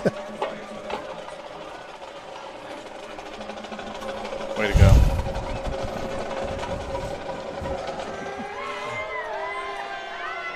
Cody Prater for the Millers turns a kick around the 1 yard line. Yeah, it's funny. I'm kind of watching upfield, and you can just see block out. There's several blocks missed. I mean, it's hard in open field, but it's you know, when you look up and you see 4 guys go by, it's going to be a rough day for that kick returner. Yeah, and it is tough to try to block somebody running full speed at you, and you're trying to, you know, drop your hips, come to balance, and just get a good angle. But, yeah, at some point you got to get a hat on a hat. It's the little things, you know, that help you get better field position, maybe get in a touchdown. We saw it with Zionsville earlier, returning a kick. And it's big things. It's not easy to do, but, man, I'd hate to be a kick returner and you catch that ball and the whole team's running at you unblocked. Tough place to be. Hutchins still in there. Yep. Jet to Ethan Clark. Picks up about 1 yard there. It's a final. Brownsburg 42, Fishers 14. Wow, that's a waxing. Fisher's a good football team. Yes, they are. Brownsburg's just something else. My prediction, in all my wisdom of it doesn't exist, I think the South's going to come down to Brownsburg, Center Grove. Mm-hmm. And the North's going to be probably Carmel, probably Westfield. Yeah. You know, but they're going to play in section. I was saying they're going to play each other pretty early. Crazy. In Oklahoma, we actually seeded the tournament, which made sense because you could actually get the best 2 teams, the best 4 teams in the finals. But around here, that sectional stuff, it is what it is. Penn's pretty good up north, though. So. Yeah, they won it 100 years ago. It's been a long time. Penn and Crown Point put together some good football teams every year. Yeah, they do. Mixing a Fort Wayne team or 2. Schneider's been good. Yeah. Merrillville's good once in a while. Warsaw's not bad sometimes. But it pretty much comes down to. It comes down to right here in this county, in this area. It's Hamilton County, and then it's Brownsburg and Center Grove in the south. And, you know, it depends if Warren Central or Ben Davis are up or down. But both of those are kind of down, I think. Yeah. Warren Central, Ben Davis. Lou Kyle, not much to gain there. Big number 11 for Zionsville came through. Nate Foster. Yeah, I mean, you're just continuously seeing the physicality of the Zionsville defense. 4th and 5. We're going to bring out Lytle to punt it. Number 1 and 2 back deep. That's Liam Solopka and Nick Hoggs. Both of them dangerous weapons, as we've seen. Low punt. They're just going to let it roll out.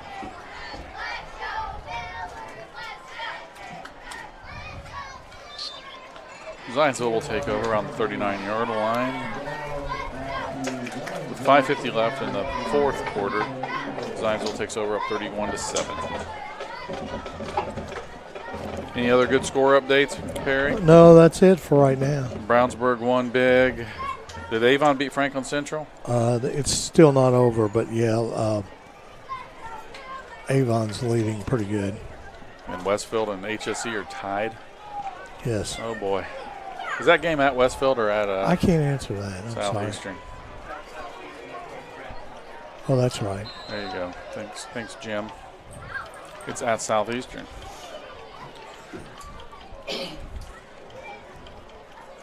Two by two, look for Zionsville just to run the ball, run the clock.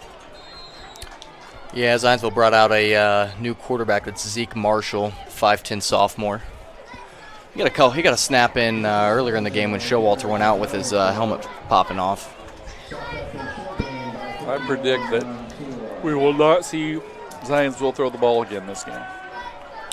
We were talking about, teams and everything. In week 4, the polls show Brownsburg 1, Center Grove 2, Crown Point 3, then Westfield, Carmel, Fishers, Lawrence North, and then Penn is 8th, and then Warren Central and Southeastern. See, I question that crazy. Like, Carmel beat Westfield handily. Yeah. And Carmel lost to a really good team from Louisville. Yeah, Trinity. Yeah, it's a Trinity who's loaded every year. How in the world would you have Carmel behind Westfield? I don't have a vote. Yeah. So it don't matter. I mean, it ain't going to matter. They all make the playoffs. But got a false start on the Eagles. Make it 2nd and 14. Throwing Crown Point in there to see. Sometimes they're good, and sometimes, a team from Fort Wayne or up in the region. But they don't play the competition we play. They come down here and play somebody, and it's like, whoa. We saw that a few years ago. Noblesville was 0-8 in the conference, and really should have beat Homestead in the last play of the game. They lost, but Homestead was like 8-1 coming down here and almost got beat.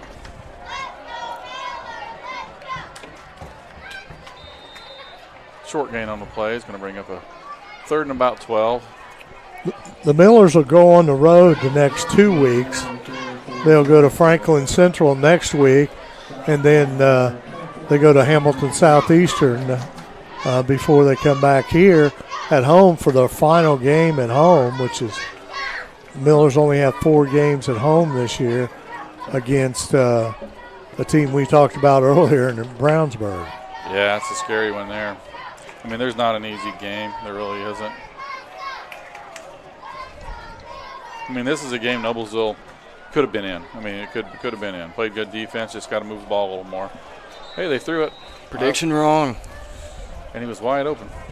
Yeah, you know, the score's not indicative of it, but, you know, the Millers' defense has played pretty well. I mean, you know, those 2 touchdowns right at the beginning of the 3rd quarter was.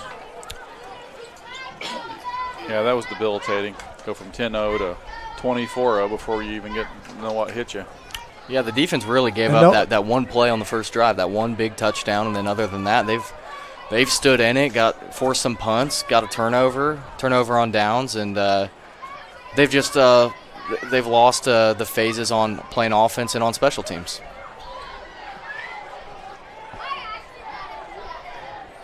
I'm gonna let that hit the ground. I'll tell you. Austin Donahoe, I think, was thinking about scooping that ball up. Thought better of it.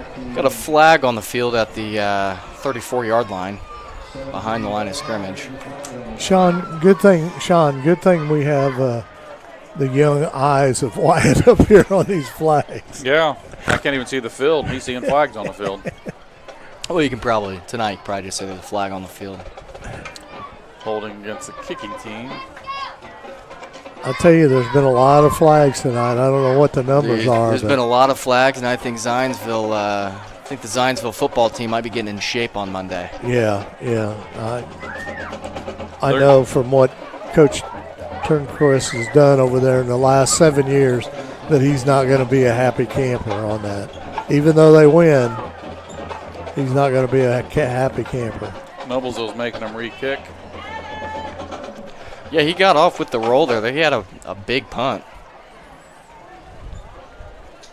Looks like they netted about 40 or so. Yeah, that was a good kick. You got Donahoe back again.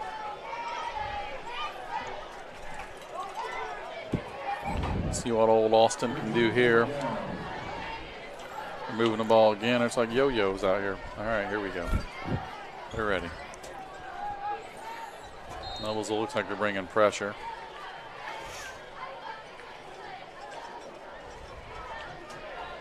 Almost got to it. Well, they got to the kicker. That's a penalty there. Donahoe fields the punt, picks up about 3 yards. The refs are going to let that one go. I wonder if he tipped the ball. We'll see in the replay here. He did not. Kicker's arguing. I swear he threw a flag. I saw him throw the flag. He picked it up. Fell out of his pocket. Okay, then. He wants to go home. Nobles will take over at the 40. Looks like at their own 45 here. 45.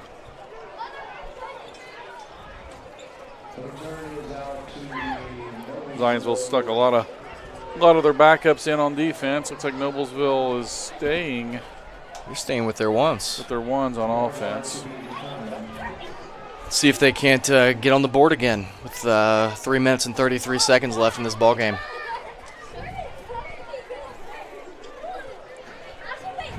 Perry, you got any big plans for the weekend? Yes, I do. I have a great granddaughter's birthday party tomorrow, and we have dinner with some friends tomorrow night. Looks like they tried to run a trap to Ethan Clark there, and the Eagles just sniffed it out for a big loss of 6 or 7. You having dinner anywhere good? I'm sorry, what? You having dinner out or at a no, it's at their house. So nice. It's about 4 couples. That'll be fun. Yeah. I don't know why it's got the big Elwood Club Championship tomorrow morning. You fired up? Him in the next 2 days. Oh yeah, I'm fired up. If you're running low on golf balls, if you want to come out to the old Elwood golf links and hang out in the trees, I'll be hitting a Bridgestone. I got a call a couple days ago from John Willis, he's former assistant superintendent at LaPel, and he reminded me I signed up for a golf outing this Saturday that I didn't know about. So I scrambled a team together to play Saturday at 1 o'clock over in Edgewood and Anderson. His brother's going to play in the morning with him, then come play with me, but the way Clayton's been playing golf, he might just want to hang it up. Pick up horseshoes or something, I don't know. All right, it's going to bring up a 3rd and 15. The Millers, clock's a-ticking.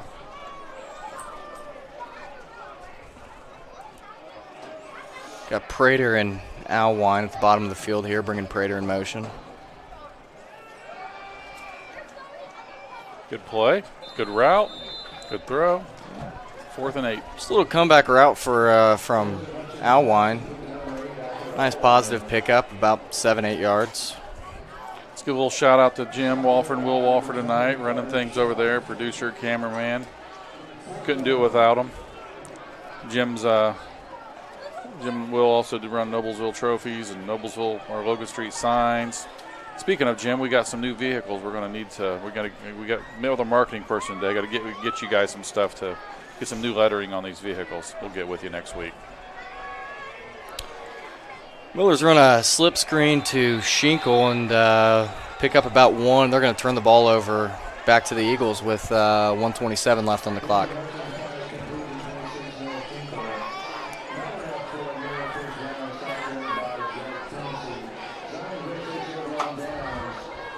Well, it's going to be 1st and 10, minute 27.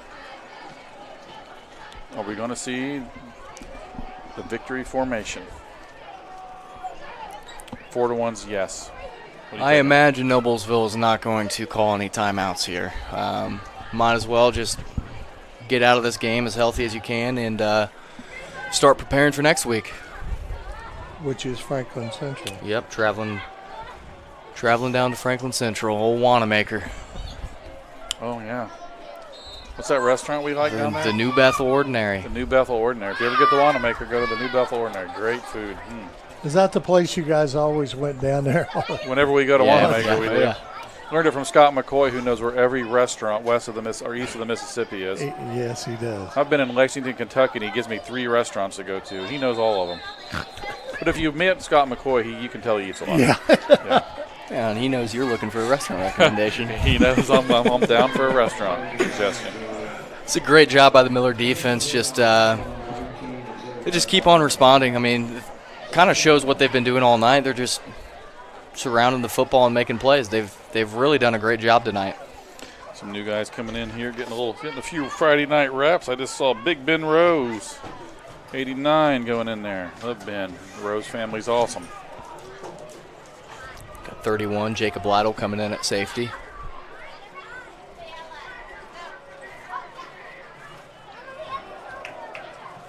Ben Rose comes in and immediately gets double team. Hey, look, DeMonte Collier. Great play by Collier and a good job by Kincaid stringing that out. Might do it. Under 30 seconds left. I think that'll probably do it. Yes, sir. They're lining up. I want to thank all our sponsors before we get out of here. Logan Street Signs and Banners, Noblesville Trophies, Gaylord Electric, Chuck Goodrich, President and CEO, Community Health, HamiltonCounty.com, Hamilton County Sports Authority, Blades Audio Video Security, Sarah Cleverly, FC Tucker, Noblesville Youth Sports Alliance, Noble PC, and the Hamilton County Reporter. Terry Williams along with Sean and Wyatt Blades and Jim and Will Wolford. Appreciate it. And see you in 3 weeks as the Millers will host Brownsburg for the last game of the season here at home. God bless you. Have a great weekend, everyone.